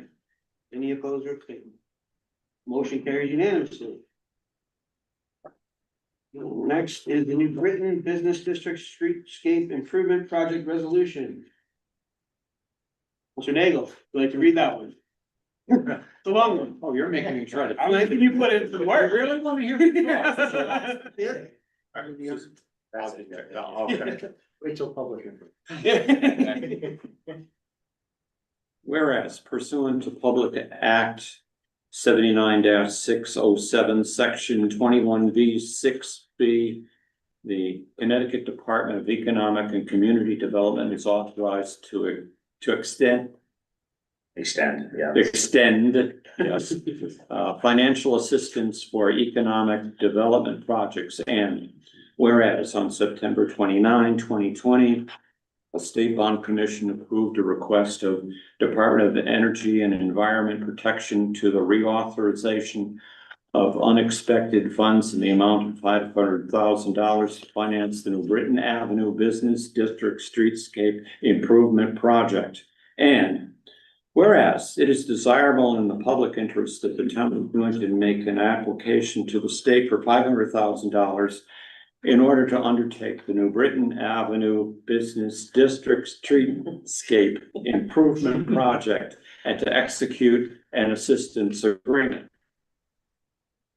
Now therefore be it resolved by the Newington Town Council, one, that it is cognizant of the conditions and prerequisites for the state financial assistance imposed by Public Act 79-607, Section 21B6B, and two, that the filing for an application for state financial assistance by the town of Newington in an amount not to exceed $500,000 is hereby approved. And three, that Jonathan Heschel, town manager, is directed to execute and file such application with the Connecticut Department of Economic and Community Development to provide such additional information to execute an assistance agreement with the state of Connecticut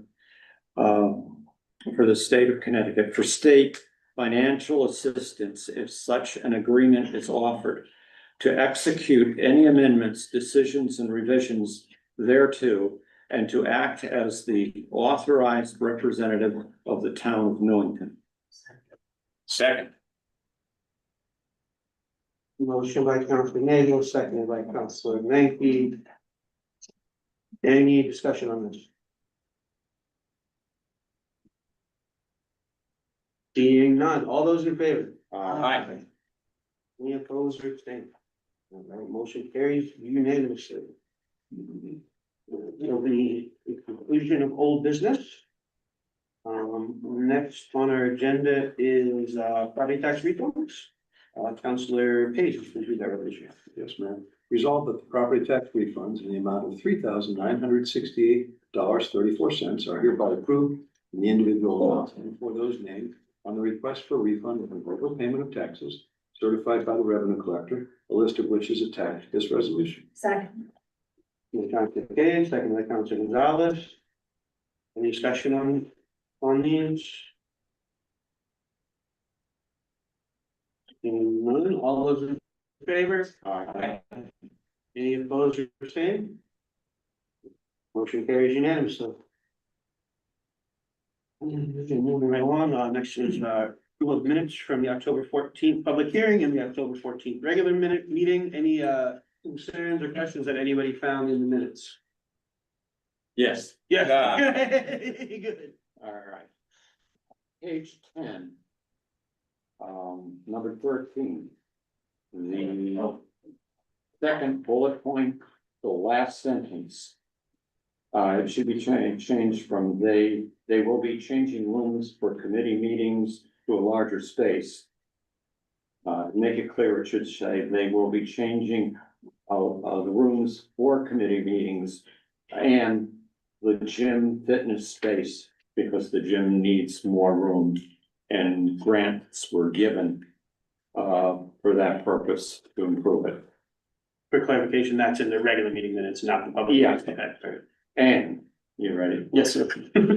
Number 15, the same page, remarks by counselors. The second bullet point, the last sentence. You can contact me. It's a paid position and there are details in the rare reminder and Newington Live. October 24th, Newington Live is there. I want to make certain that was listed there. And aside from that, Sam prepared for that. There you go. Nice job. Don't believe there are any others, so it's over to the council. Thank you, Counselor Nagle. I would entertain a motion to approve both meeting minutes, subject to the changes Counselor Nagle suggested. Second. Motion by Counselor Mankey, seconded by Deputy Mayor Rada. Any discussion on these changes or the minutes? Being none, all those in favor? Aye. Any opposed or abstained? All right, motion carries unanimously. Moving right along to appointments. I'll let you guys think over that one. When I start, and then you can jump. Resolved that the Newington Town Council hereby makes the following appointments. EMS Committee, Ed Nuevo, member, address 20 Surrey Drive, B3. Party D, term immediate to 12/31/26, replaces Daniel Interlandi. Permanent Municipal Building Committee, Staniel Sobieski, party member, address 26 Deepwood Drive, party D, immediate, term is immediate to 11/30/26, replaces vacancy.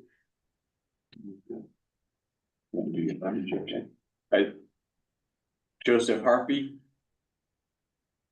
36 Baldwin Court, Party R, immediate to 11/30/2026, replaces de facto.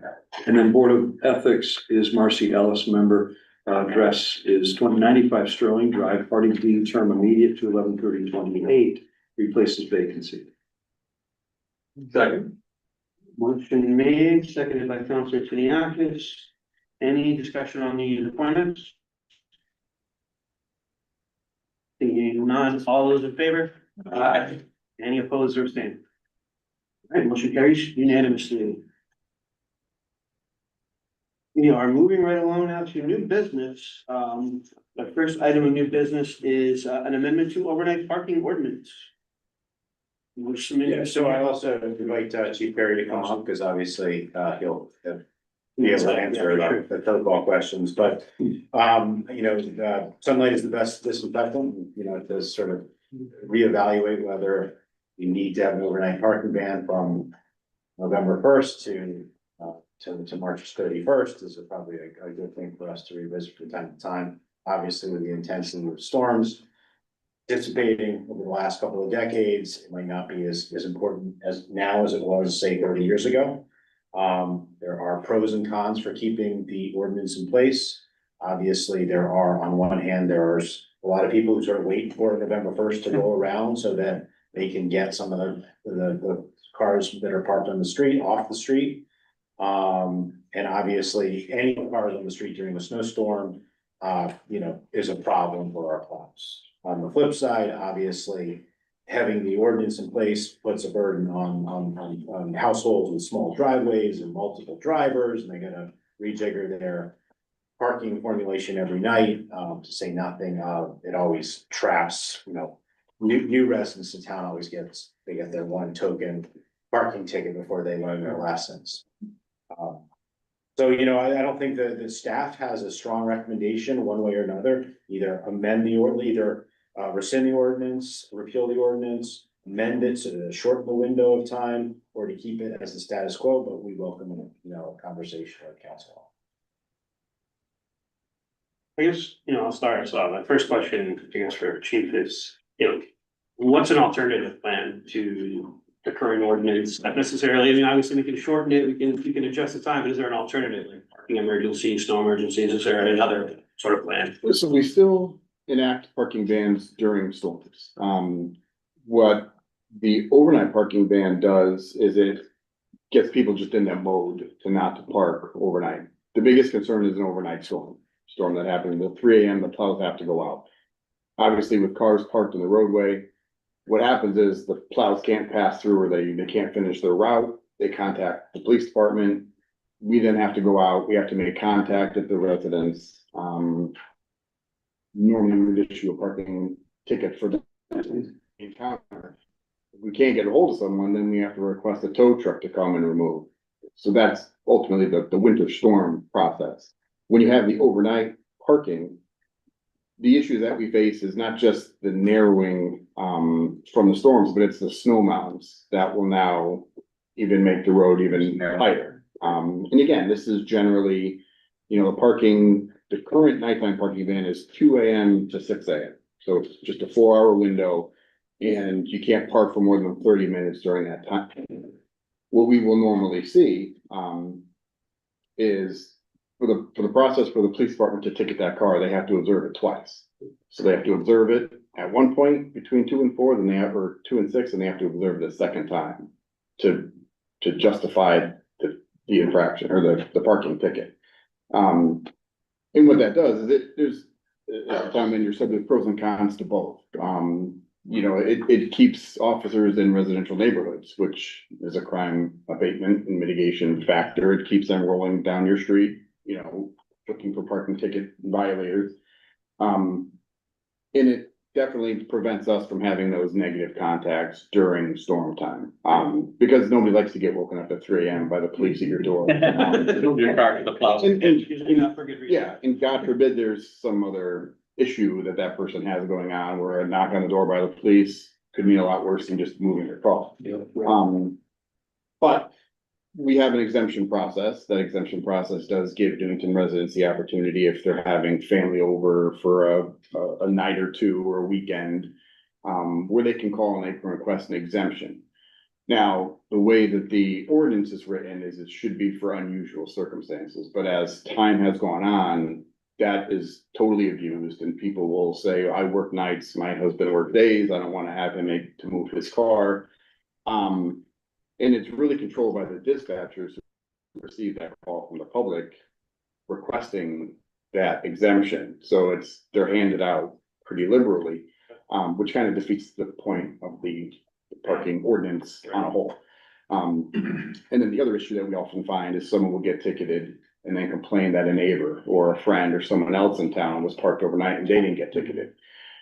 And our enforcement is really based on several factors, one being the size of that district to monitor the parking. So at midnight, everything north of Cedar Street is patrolled by one officer. So you can assume all the residential area on the north end of town, and now I have to go through each street twice.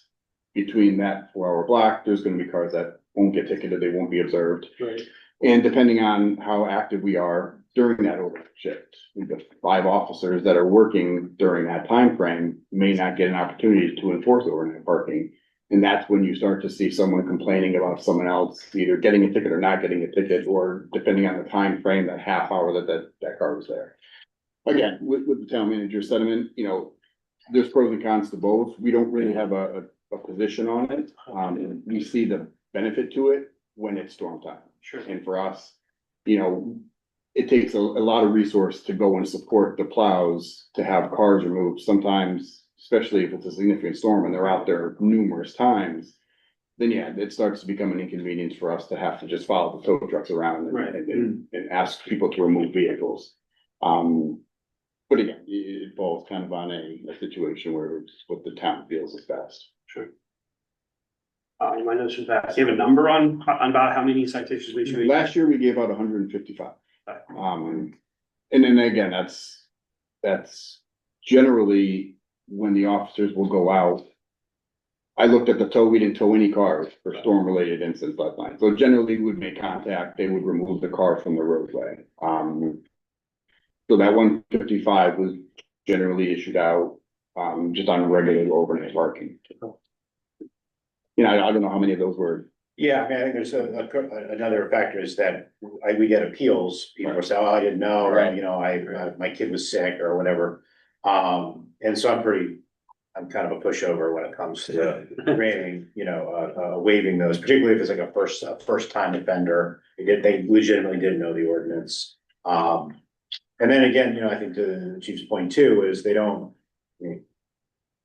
didn't say this in a public meeting, but you know, they're forgiving, they issue warnings, you know, beginning of November rather than, you know, slapping every. The first 2 weeks of November was just written warnings, just to kind of get people in the mindset that, you know, we do our press release prior to November 1st saying that overnight parking is starting.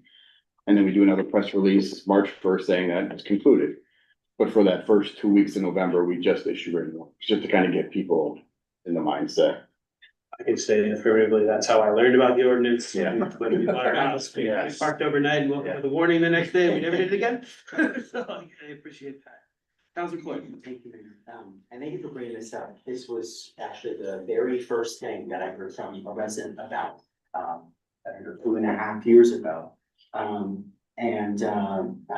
Yeah, I think it was worthwhile looking into. I have a specific question about the winter storm notice bans, when those happen. When do you typically send out those notices or send out those? So generally we'll work with, DJ will normally give us some heads up that, you know, the severity of an impending storm coming in from the weather service. So ultimately, the town makes a decision on whether we're gonna enforce the parking ban. We get that information from the town. We post it out, and then the ordinance reads that 8 hours at the end of the snowfall is how long that parking ban is in effect. So obviously, if it's overnight, it would fall under nighttime, but for a storm specific, it's an 8 hour period after the storm. And is the goal usually to send out that public notice 24 hours in advance, 48 hours? It could be closer. It depends on, you know, the kind of notification that we get of the impending weather. And the feel is if it's gonna be plowable. So if there's gonna be a accumulation of snow, we'll put out the ban. If the plows aren't gonna go out, there's no sense in us activating an emergency ban. So we kind of just go off of what highway department's plan is with, you know, DJ's input from the weather service on how significant the storm is gonna be. Thank you for that. I'll just say a comment that I can see kind of both sides of this. I think there's a real incentive to keeping our officers in neighborhoods. You know, as you said, a crime mitigation technique.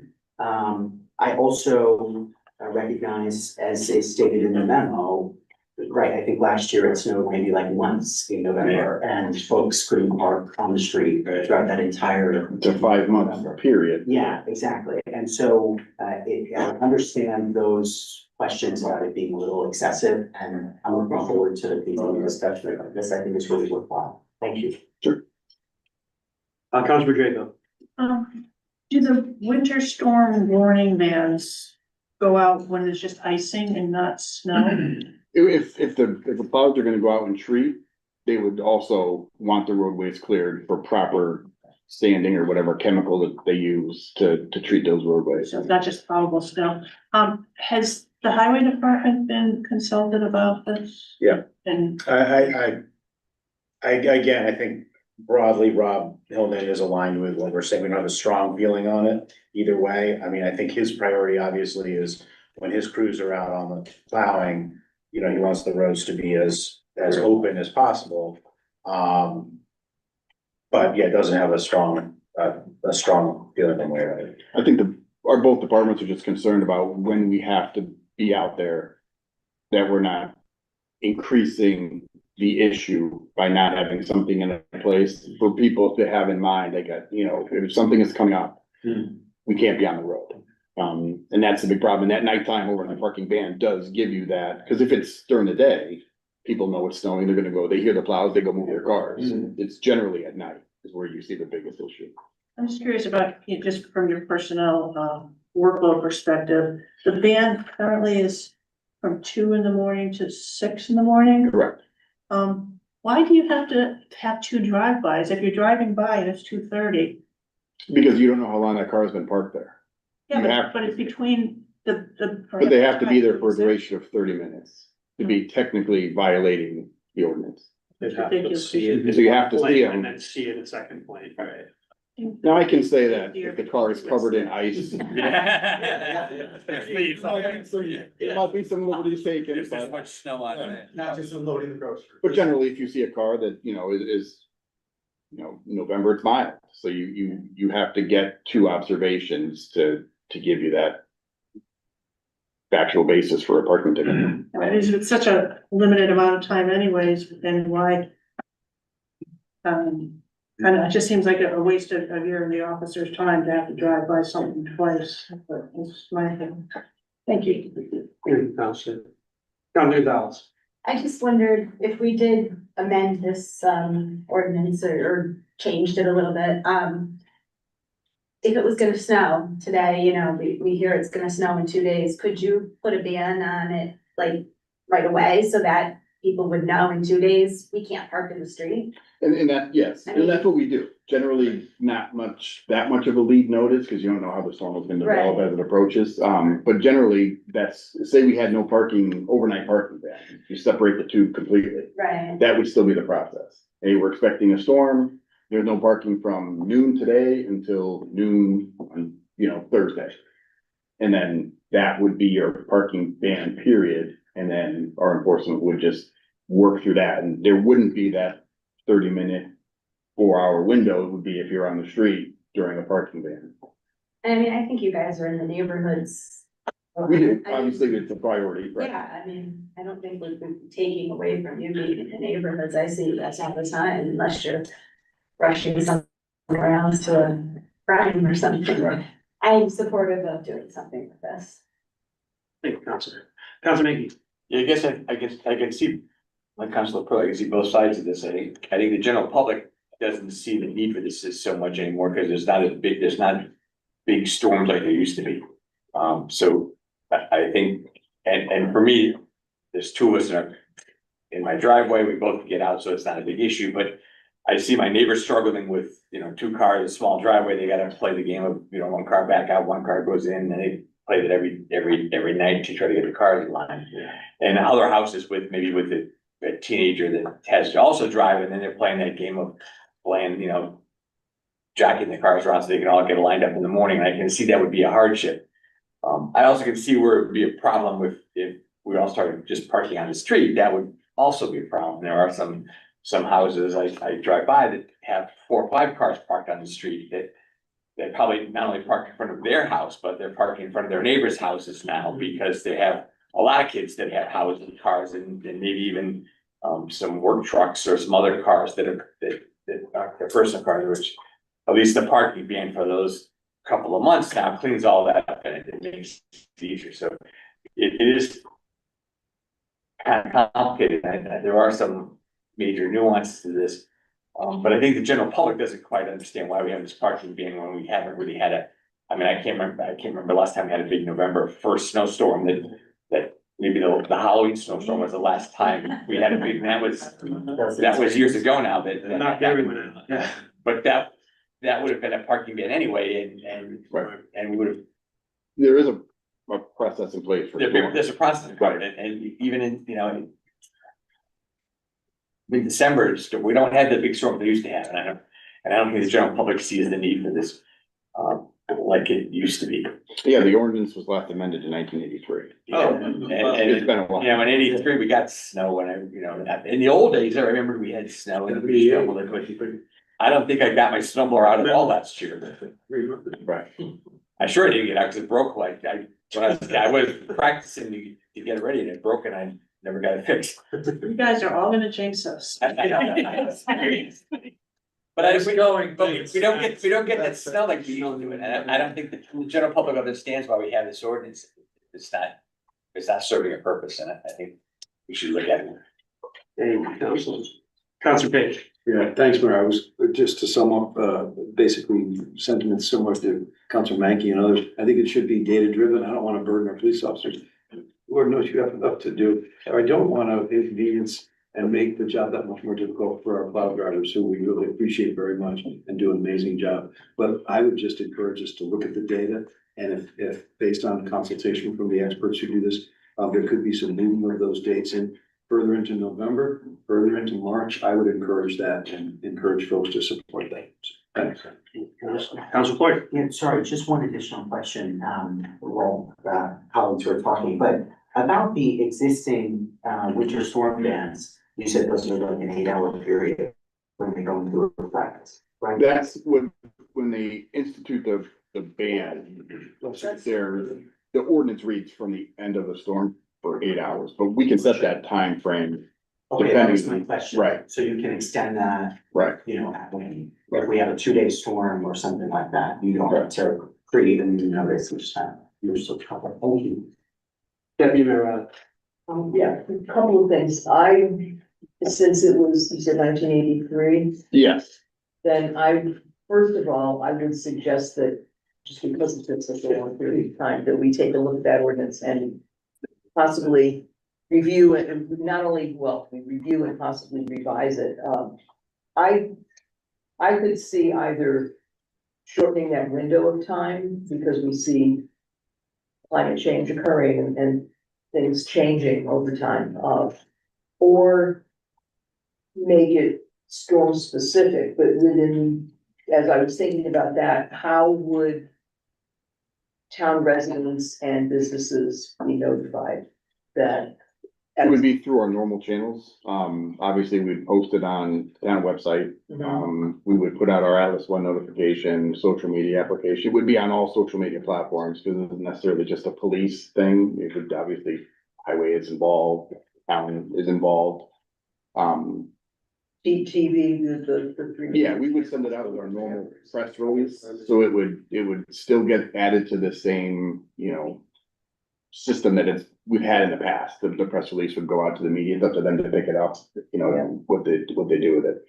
But as far as internally, we would send it out through all our various methods of communication with the town. Okay, thank you. So what I would suggest for the next time is, because this was just meant to be a conversation, I could tee up, you know, what a repeal would look like, and not just obviously just straight through, and I could tee up what an ordinance would look like if we just had made it from, you know, December 26th, February 28th, and then further discussion at the next meeting. Obviously, as a practical matter, you know, it's not gonna, you know, in a best case scenario, it would be January by the time council is able to actually adopt this ordinance in the first place. Right. So it doesn't have much practical impact on this year, on this winter, but yeah, we can continue the conversation at the next. Thank you very much. Thank you, Chief. Thank you very much. No problem. Appreciate it. Have a great day. You too. Moving on to item B, youth proceeds from Budney Road stump sale. We talked about. Yeah, pretty self-explanatory, yeah. You know, we're all pretty much in favor of this. The only thing I would say in regards to this is that I'd like to see it. I know Councilor Draco, you talked about this, is a little more comprehensive plan for how we can continue to fund it or keep it up to a certain point. That would be so good. But Sorry, just to clarify, so would you like staff to do something on that, or sure, yeah, if we can look at, you know, a way we can, you know. like a dedicated funding source from, for example, the sale of any town land will as a matter of. Yeah, so like, you know, like you get your paycheck and your direct deposit goes to one account, but you got $50, it goes to your Christmas account, that kind of thing, like how do you figure out what goes to where and that, or that sort of thing, if there's a policy against out in that. I will say to address Ms. Lyons' questions during public comment, that money just went to the general, this from the sale of National Welding just went to the general. There is no surplus fund. And it was $1.47 million net of legal fees and closing, so we probably like 1.42 probably when it was all said and done, that went into the general fund. So. Thank you. Captain Mayor, Ryan, question? Just a suggestion for the resolution, that we also include the, amounts, the dollar amounts as well. Well, that's what we don't know. We don't know that because we're still working through like legal fees, the closing documents. So what I said in the memo is that, yeah, net of legal fees, Yeah, so. that's So we could do that, but that would just slow up the process. or just put that 44,980 net of any legal fees. Okay. I'm just saying, you just don't have a dollar Sure. figure in that resolution.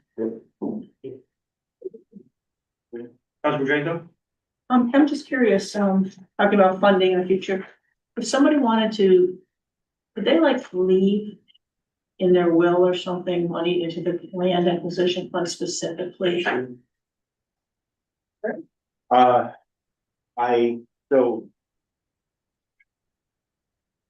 So what they, I'm just curious. yeah, that's a good question. I'm gonna get back to you on that one. Some have to go to a lawyer or something in the future. Yeah, no, that's a good question, how that would work, whether you wanna put it through the Human Services Fund, but you're market for like something like that, but let me talk to Janet. Towards a specific fund in the town, Yeah. and just leave it to the town in general to. We think you'd be able to do that. I would think so. I think it would, but Yeah, I'll get it to you for you. Any other questions on this from council? All right, meeting none. Last item of new business is acceptance of final town center master plan. They did a brilliant job with presentation tonight. We accept. Yeah, we should accept by acclamation. But no, I'm excited about that. I don't have any other questions in terms of that resolution. Just 2 weeks from the previous resolution. Any questions? All right, seeing none, that concludes new business. We'll move on to written oral communications from the town manager. I wanted to drill down a bit more on SNAP, and actually I saw Jamie came in, and Jamie, if you wanna come up, and just have a slightly more than normal, discussion about the impact of the potential SNAP cuts or food stamp cuts, as most of us call them. We have, as Jamie summarized in her memo, 2,767 Newington residents received SNAP. Statewide, so that's about 0.9% of our total population. Statewide, there's 360,000 residents, about over 10% of Connecticut residents are on SNAP one way or another. According to the press releases yesterday about the $3 million emergency appropriation to Connecticut Food Share, the Connecticut issues $72 million worth of SNAP assistance every month. So yes, it's great that the state was able to pony out $3 million, but compared to $72 million of the expenditure in any given month, that's obviously a day or 2 days or something. So effective on November 1st, and again, I don't want to steal your thunder, but let me just go through this, and if you have specific questions about this, Jamie can jump in.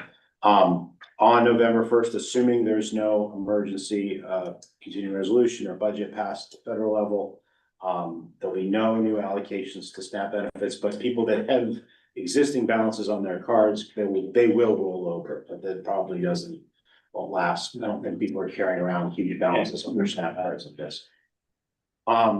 We do have, based on conversations with Carol and Jamie last week, we do have about $15,000 on hand between gift cards and some donations that Carol can put towards emergency assistance. And there's working between Terry in the senior center and Janine in the Human Services would come up with a form, sort of evaluate need of food insecurity, need of people in the community. One of the challenges we have is, as a town, we don't know who our SNAP recipients are, so we have to kind of do an intake, a very simple intake evaluation.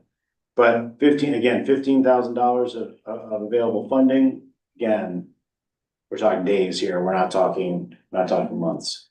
Human Services does have a plan to have more food drives to try to replenish from the obviously substantial impact on the food bank.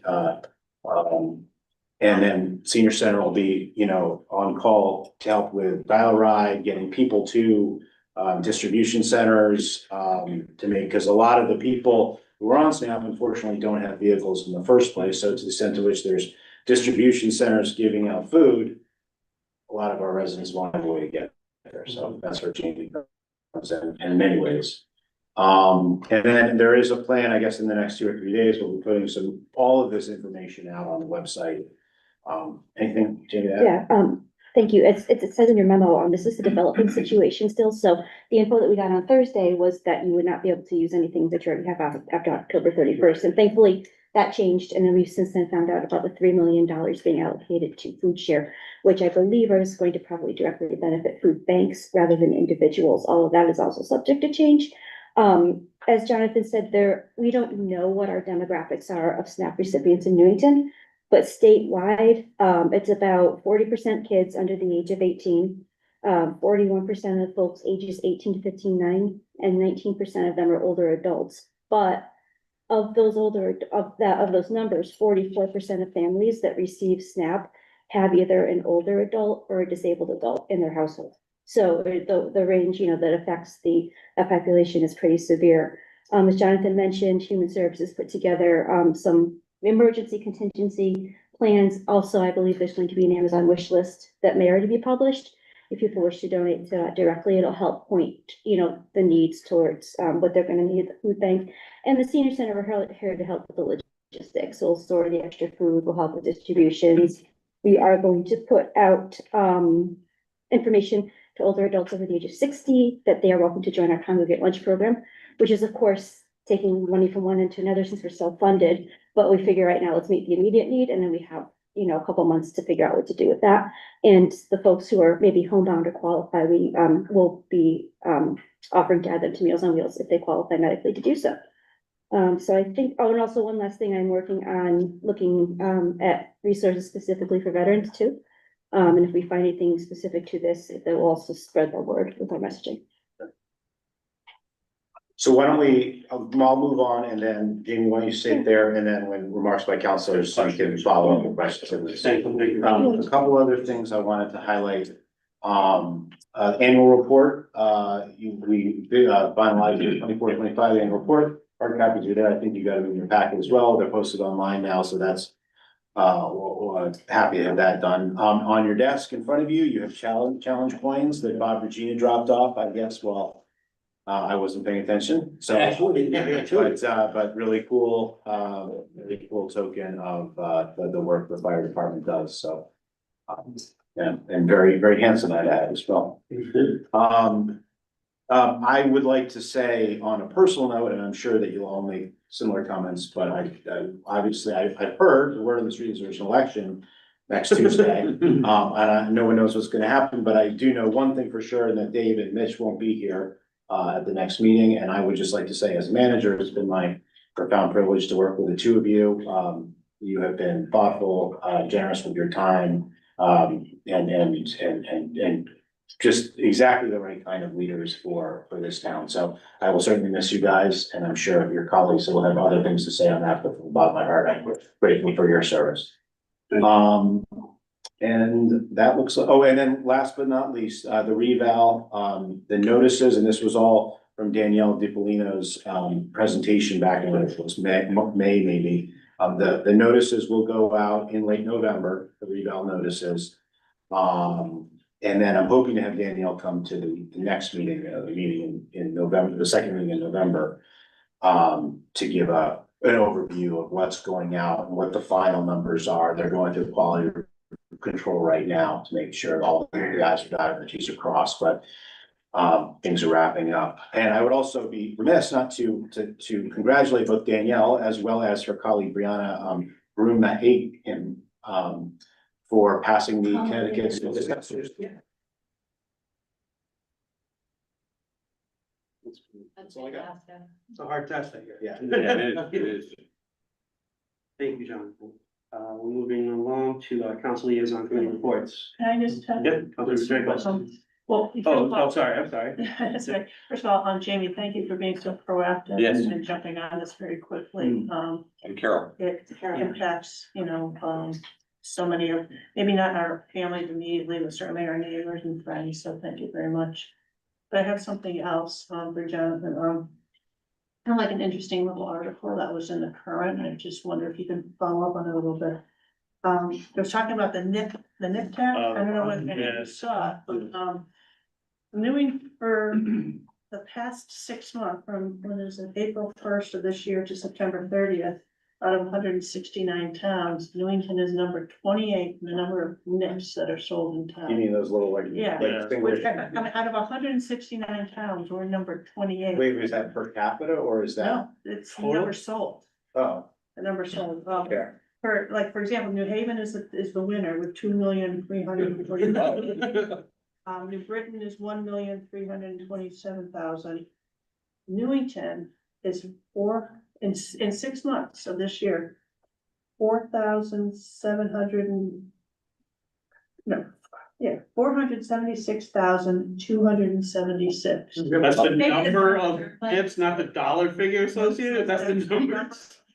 So we've got a lot of. We got a lot of. Well, no, I mean, it's really Yeah. astounded me, quite frankly. We're above West Hartford. Wow. We're significantly above Berlin, only had 300,000.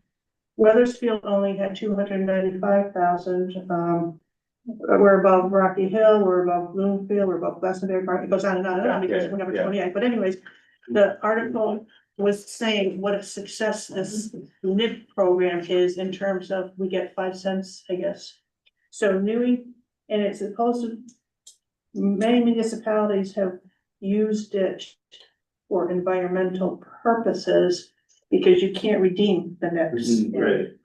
In my opinion, walking and riding on bikes, I think about 400,000 of those are still on the road. Yeah, at least.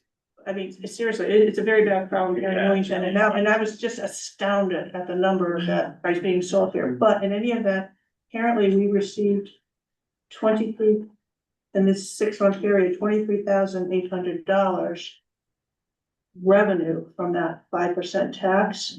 Are we using it towards pickup of litter and environmental? I'd like to know how that. Yeah, I'll get back to you on that one for sure. Yeah. Okay. That's it. Yeah, that's insane. Did you want? Yes, please. Councilor Floyd. Thank you, Mayor. And thank you, Jamie, and Jonathan for sharing a little bit more about what the town's done on staff and for Carol as well for all the work that she's put in. Just a quick question specifically about, you mentioned a very brief, easy intake evaluation, a form that's being developed. Forgive, I guess, my ignorance, but can folks just show their proof of participation in SNAP? The reason I ask that is because I know that a lot of folks that are participating in SNAP, they've gone through a rigorous application process already to determine their eligibility, sometimes even with people from. Yeah, I'm gonna plead the fifth, or not plead ignorance, I don't really understand that. That is something that would be more of Carol's expertise, but I believe the reasoning is that some folks get different levels of assistance than others, even within the SNAP program. So I think it's going to help assess like what their immediate needs are on like November 1st, so that we can focus on meeting those needs. Okay, so I think like, for example, what we learned is the maximum SNAP payout is, I think it's slightly over $400 a month, I feel like, but it can go down to as low as like 50. Oh. And so there's, it's more than 400? I get 1,100. Oh, okay, so I stand corrected, but regardless, but the point stands that there's a huge disparity between the highest and the lowest, and so finding that right balance is a challenge. I just know that there, that can be an inhibitor to folks actually following through with receiving the service if they now have an additional Yeah. form to fill out. Yeah. Especially in a moment of risk. I will say this, that the form though, Matt, is so name, address, income. It's like 5 questions. It's not tax returns for the last 2 years. I understand that. Yeah. Great.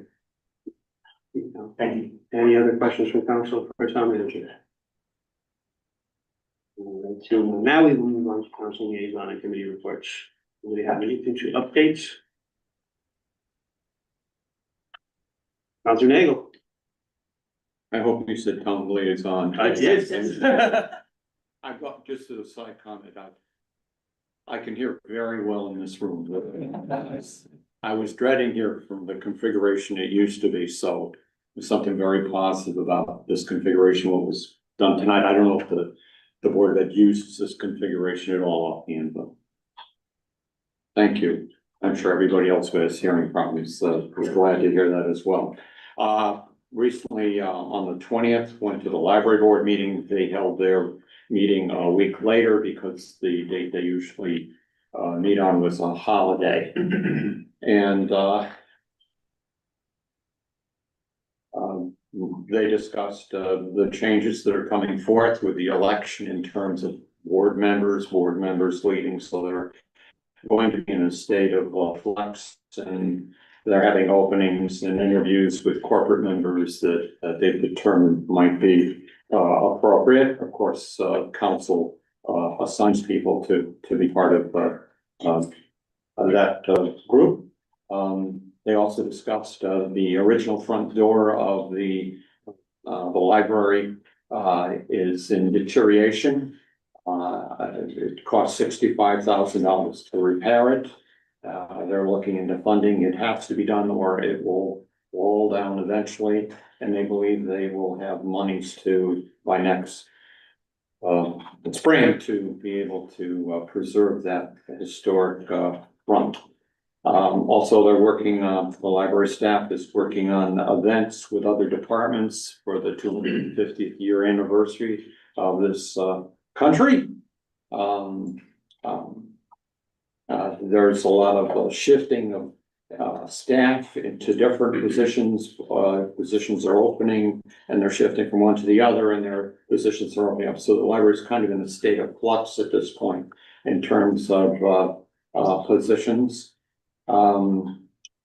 Hotspots, if everyone knows what that is given by the library through funding from the Hartford Foundation of Public Giving, and that is going to continue, thank goodness. The Friends of the Library are having another book sale, which will be let's see, our book sale is November 7th through 9th.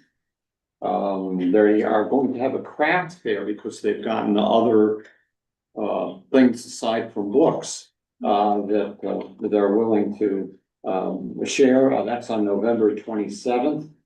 On the 5th of November, they're having a pre-sale because they received from a generous donor who is moving into assisted living or something of that sort, who was a quilter. They have tons and tons of fabric and equipment for quilting, and on the 5th, if you contact the library and Friends of the Library, you'll be able to look at those and perhaps purchase some of those equipment. So it's good for crafters.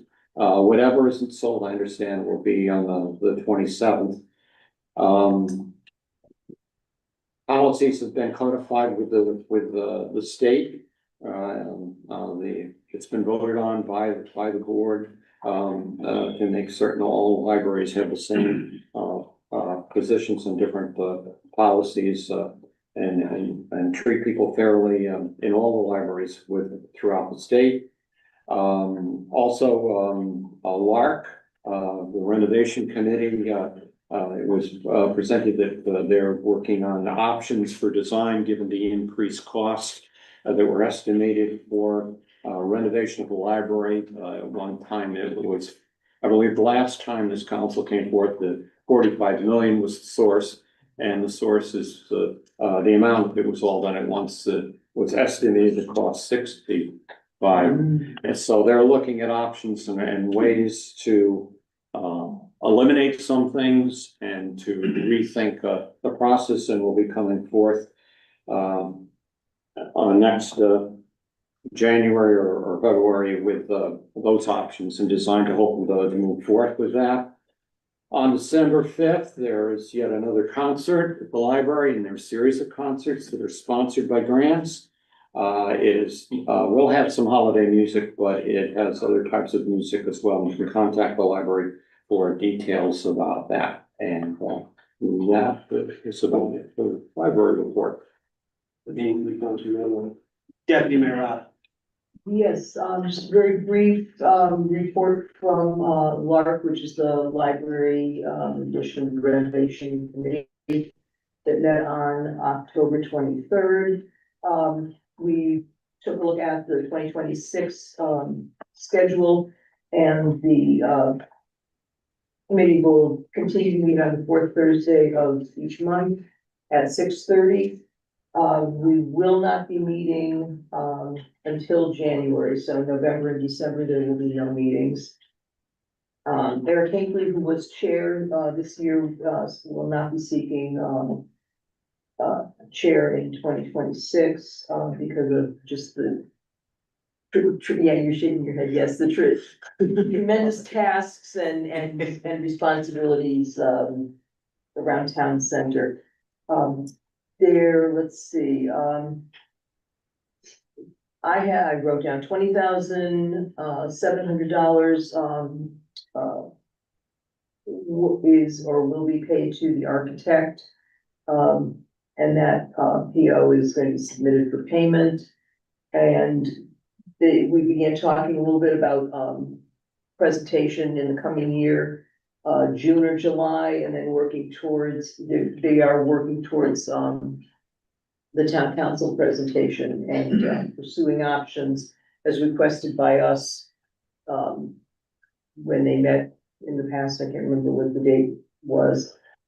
So it's, again, needs versus wants for the library, but we certainly will be getting more information and and from the liaisons to the library.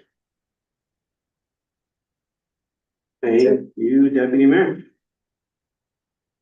Moving along, back to public participation. In general, if you're in the room or over Zoom, would like to speak in public participation, please step up to the microphone and state your name and address for the record. Or if you're in Zoom, you can raise hand function. We do have one in Zoom. Go right ahead, Ms. Lyons. Hi, Rose Lyons. I managed to stay awake and listen to the presentation about the amendment to the overnight parking ordinance, and I can see the pros and cons, as I'm sure the rest of you can as well. I go back to when I got my ticket for parking overnight. I do have to tell you that I did appeal it because those were in my 20s, and at that time, it was like 5:30 in the morning when I came home, so I appealed the ticket and said my car engine wasn't even cold yet, and I had a ticket on my car. So I got away with that one, but never tried it again. And like I say, my father solved the problem by putting an addition to our driveway so that my brother and I could park our cars there. That might be something that I know that other people don't have the space available for another driveway, but if you've got 4 or 5 cars, I would think that you'd try and make some accommodations. So then, and in respect for the residents that are parking their cars in their own driveways and not taking up space on the street. But that being said, I also want to thank those of you who mentioned that we haven't had any big storms lately. Thanks for jinxing us. I think that that's the wrong thing to be putting out into the universe. So, Councilor Mackey, I think you better get that snow blower fixed because it might be a rough winter. I'm hoping it's not, though. The problem with the SNAP benefits and being in danger of ending, I did receive an email today from the Department of Human Services about things that can be done to either make cash donations or donations to the food bank. I don't know if any of you have seen that or not, but it's on the town website. And I appreciate that we're trying to do whatever we can do, but I'm hoping that it doesn't come to that. Again, thank you for all that you have done. And to those of you not coming back, I wish you well in whatever you do. Thank you. Thank you, Ms. Lyons. Thank you. Anybody else in the room or over Zoom that would like to speak in public participation?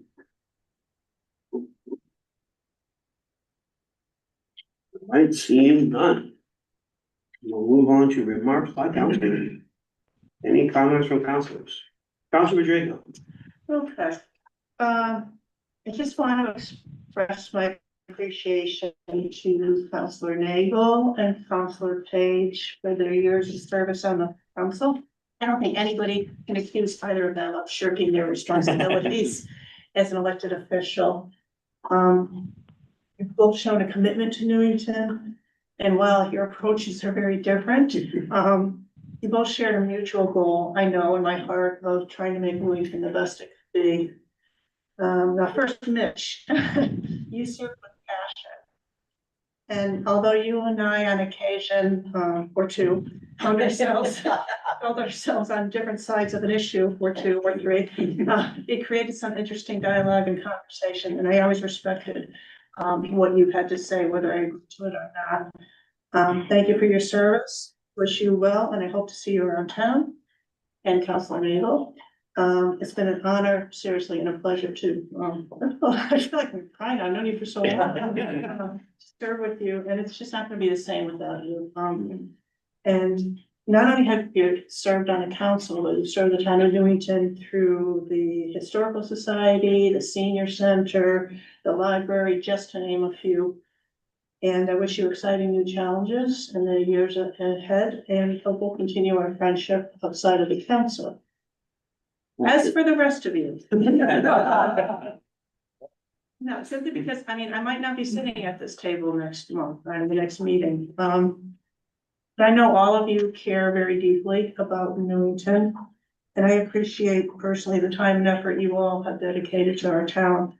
No one goes into this for the money or the glory. But we do it because we want to do what we feel is best for the town of Newington. And I'm really deeply appreciative of all of you. Again, we might not have always agreed, but I think we respected each other, and I felt there was always a smile or a word of encouragement. And I wish you all the best of luck in the future, whether you're seeking another term or not, or gain another term or not. And if I'm not here, I will launch you from the. Thank you all, seriously. That's good. Councilor Tiniakis. I have a few things too. Right off the bat, just about SNAP. It's definitely an issue that's gonna take a village. I don't think it's something that we can kind of just throw money at, because we don't have nearly enough money to do to make a big impact. So anyone who's listening, anyone who sees like notices online, if you can donate even a small little item, please do so. We definitely need to help out people who are gonna be struggling in the future. And hopefully it's not too long-term of an issue and they figure things out at the federal level. But then next, yeah, for Councilor Nagel, Councilor Page, this is my first time doing this. I came into this with no idea what was going on and what we were doing, but you guys are really great examples to learn from. I think that the years that you put in and the changes that you guys have made, like Councilor Pacheco said, have all the intentions of making Newington a better place. And I'm very appreciative of that. And then to everyone else, you guys are gonna be like engraved in my mind as like, our team, like this is the council that, I first started on, and knock on wood, I'm still here, but if I'm not, I don't think no matter how much time passes, I'll ever be able to forget any of you guys. So it's been a really great time serving with you. Thank you. Councilor Floyd. Thank you, Mayor. I'll just say first on SNAP, it's gonna be a really tough time over the next few weeks. And I know we're all very worried at this table about our neighbors. These days we don't get to know our neighbors as well as we used to. But now's a time when it's really important for you to know your neighbors. Check on them. It's not hard to cook an extra portion for dinner. give somebody a home cooked meal. Just make some extra effort to be there for folks when you see the donations online, or when you see someone in your neighborhood who needs some help. As far as the rest of this, Dave and Mitch, you are both exemplary public servants who have done an immense service to our town in the time that you served on this council and off the council as well. Dave, I've so appreciated your wisdom, your patience, and your willingness to work across the aisle, right? I feel like we've had a lot of really good dialogue, and it's been such a privilege to get to know you and call you a friend. So thank you for your service. And Mitch, ditto. You've been such a close friend of mine and a mentor to me, and I can't thank you enough for the spirit and passion and dedication, going above and beyond, going to people's homes to check on them if they've given you a call and you couldn't get a hold of them over the phone, or you couldn't get a hold of them over email. You go to their house. How can I help? And I think we can all learn a lot from both of your histories of service. As far as the rest of us go, I'd like to think that on more occasions than not, this group has modeled good civic dialogue. I know that I've agreed and disagreed with everyone at this table on various occasions on both sides of the aisle, sometimes very stridently on both sides of the aisle. But just the same, I think we've come to respect one another's service and dedication to this community, and have known in every one of those conversations that each one at this table was entering into that dialogue with the best interests of this town in mind. So whatever happens, I'm grateful to have served with this amazing group of human beings. Thank you. Thank you, Councilor. Deputy Mayor Rada. Yeah, well, I could say ditto for everything that everyone has said so far. Excuse me, Dave, I've learned a lot from you. I will continue to learn, I'm sure, because I'm a member of the Historical Society, and now that you're president, I'll pick your brain like I do Jim Late's. And I expect phone calls from you, or calling in or zooming, because you've gone over the minutes of previous meetings. You picked up things that the rest of us haven't, or that whoever is on the council for the next term. Mitch, we started out together when 4 years ago, yeah. Knocking those doors and seeing each other around town, knocking doors. And we're back into that the very end of a very busy season.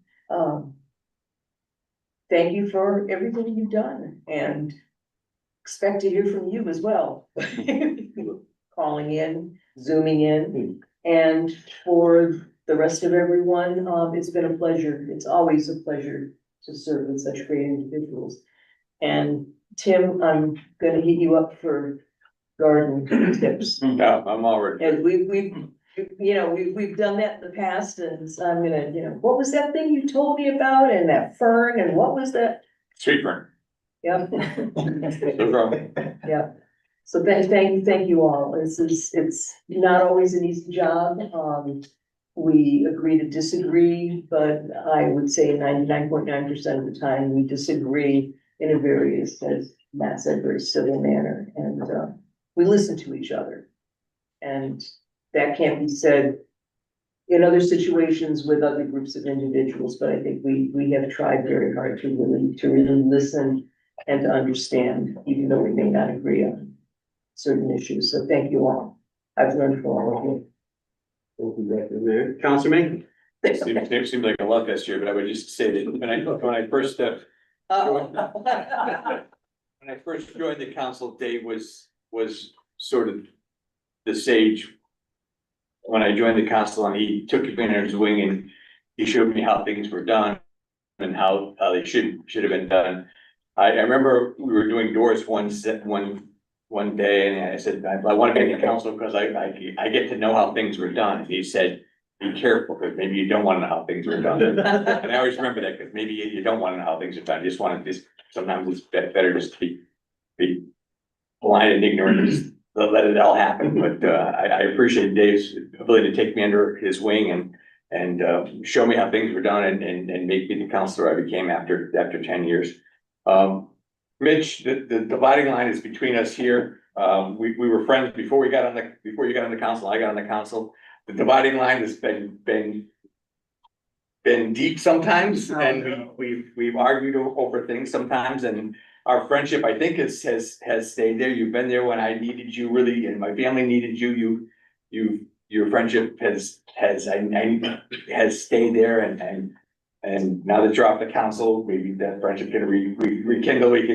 Don't be that big dividing line we have anymore, but we managed to keep friends even over that. So I think there is hope for us all. If after all that we can still be friends, I think that's important. I think we need to remember that we are still friends and neighbors in this town, and no matter what happens, we are still friends and neighbors. And sometimes we forget that in the heat of the argument or the heat of the issue, but we are still friends and neighbors. And I appreciate your help. Congratulations, I appreciate it. Councilor Gonzalez. Well, everybody said a lot, but I really just want to thank everybody here for these past 2 years. It has been quite a learning experience coming onto the council new, and Dave, you've served the town for so many years in so many different capacities. Thank you for everything that you've given, and I'm sure that you're not gonna just go away. We will be seeing you. So thank you so much. And Mitch, you have been so amazing for me. I was scared and nervous. I remember our first meeting, and you just were the reasoning, sound of reason, and just a real mentor. And I really appreciate everything that you've done. You've made a huge impact on me and how I want to be as a counselor. So thank you so much. And I've enjoyed working with every one of you. I truly have, and I've learned something from every one of you. And I do think that at the end of the day, everyone sitting here wants what's best for the town. And I think it's been evident in how we have worked together. So, thank you. Thank you, Councilor. Mr. Page. Thank you, Mayor. I want to start by thanking the town manager. We're very lucky to have you. Thank you for your kind words. I know that you'll continue to lead this town and the town staff in the way that we count on you too. So thank you very much. Thank you, study. And I don't really compare to the breadth or depth, and I mean that sincerely, it's not flattering, to what Dave has done for this town in terms of your official capacity. Yes, I volunteered here and there in other capacities, but I've served 4 years and it's been a blast, and I've learned a tremendous amount from my caucus, but also from your caucus and from your leadership. And I really appreciate that very much. And I would agree with others. There is no doubt of the love that each of you have for this town. And yes, we sometimes get deep into our politics and our scraps and our party debates and policy debates, but in the end, the majority of time, we do agree on budgets, we agree on policy. We sometimes fight within our own caucuses, as Councilor Lewis has pointed out, and you may have your scraps too, indeed, and I think that's what's healthy. And I wish we had more of that on the state and on the federal level, those scraps from what we think is best for our city and for our town and our state and our country. And I wish all of you the very best, sincerely, in the upcoming election. And I thank the Newington voters for your confidence in all of us. It is a privilege really to serve. And thank you for your confidence in myself and Councilor Nagel and all the folks here. And let's move forward to protect our town, protect our residents, to keep people safe and fed. And we're going to get through whatever continued difficult times that are being presented to us. I know we will with your leadership. So thank you, everyone. Councilor Nagel. Thank you all for all the kind words. Mitch and I'm sure will be at TJ's for some of the future council meetings, or maybe even a nip that's down there. As opposed to picking them up. Once again, I wish you all the best in whatever endeavors you may be pursuing or be forced to pursue. And hope you know, have a bright future. Mitch and I go back, and I think I mentioned to him once or twice, whether you remember or not, 18 years ago, 19 years ago, when we were both on the same subcommittee, and he was the chair of it. It had to do with that Patterson School, I believe, or Community safety too. community safety, that's right. And for some reason, he wanted to go and inspect Patterson School. And he asked the group, you may come and join me. He was in shock that I was the only one that was with him at that school. And our on and off relationship, we've met each other back and forth, it's continued over the years. So I appreciate your steadfastness and your contributions that you've contributed. And hope I can continue with all of you in one way or another. Neither one of us are going to, sometimes it may seem like a retirement party. It's not. You're gonna see us all here, there, or somewhere. By the way, there's an open hearth cooking event at the Newington Historical Society on the 8th of November.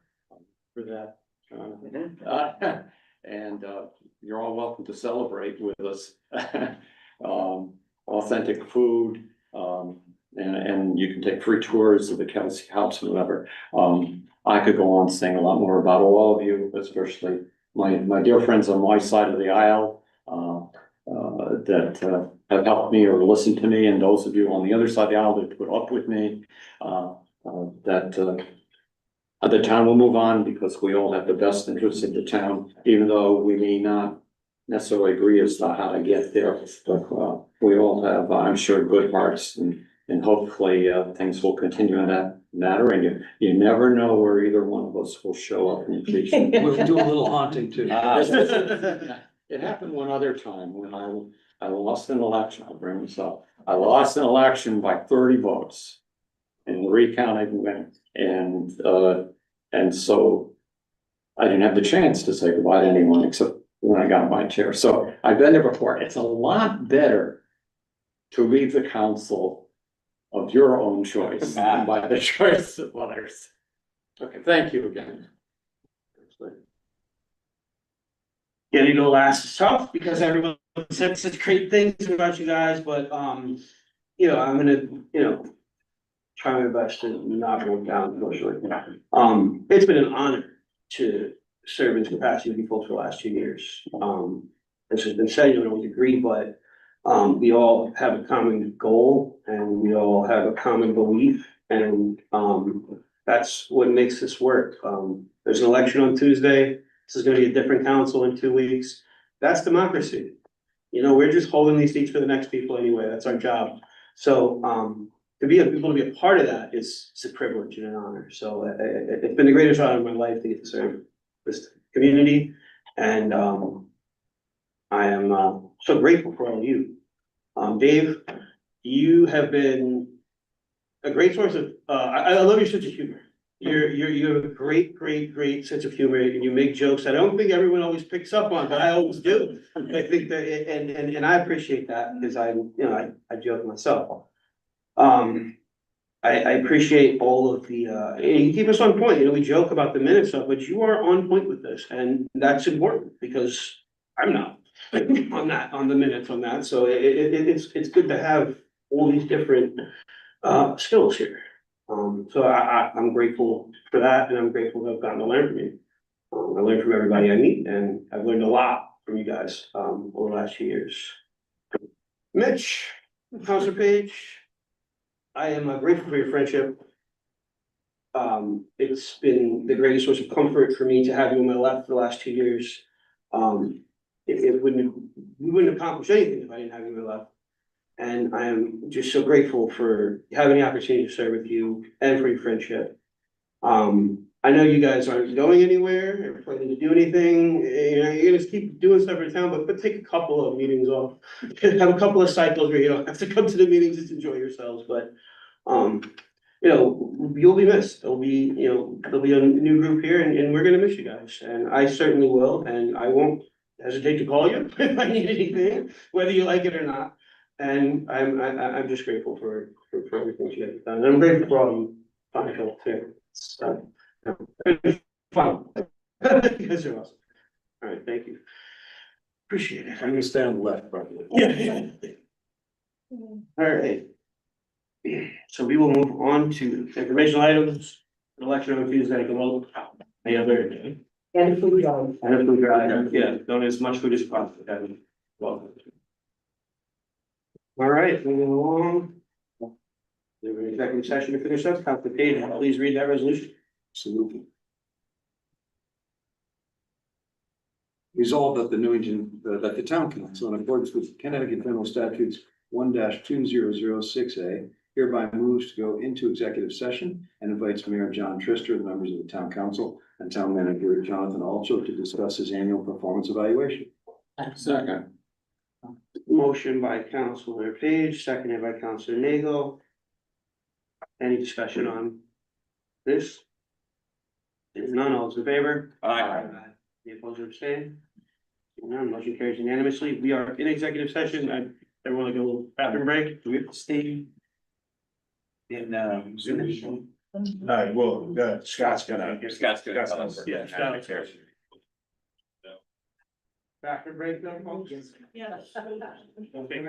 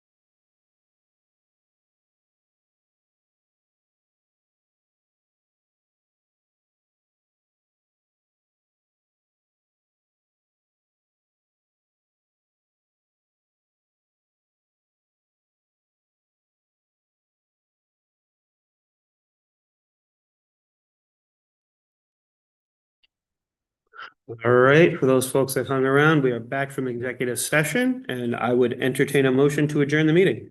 Second. Motion by Counselor Plord, seconded by Counselor Menke. Any discussion on adjourning? Seeing none, all those in favor? Opposed or abstained? All right. We're adjourned 10:23 PM. Have a good night, everybody.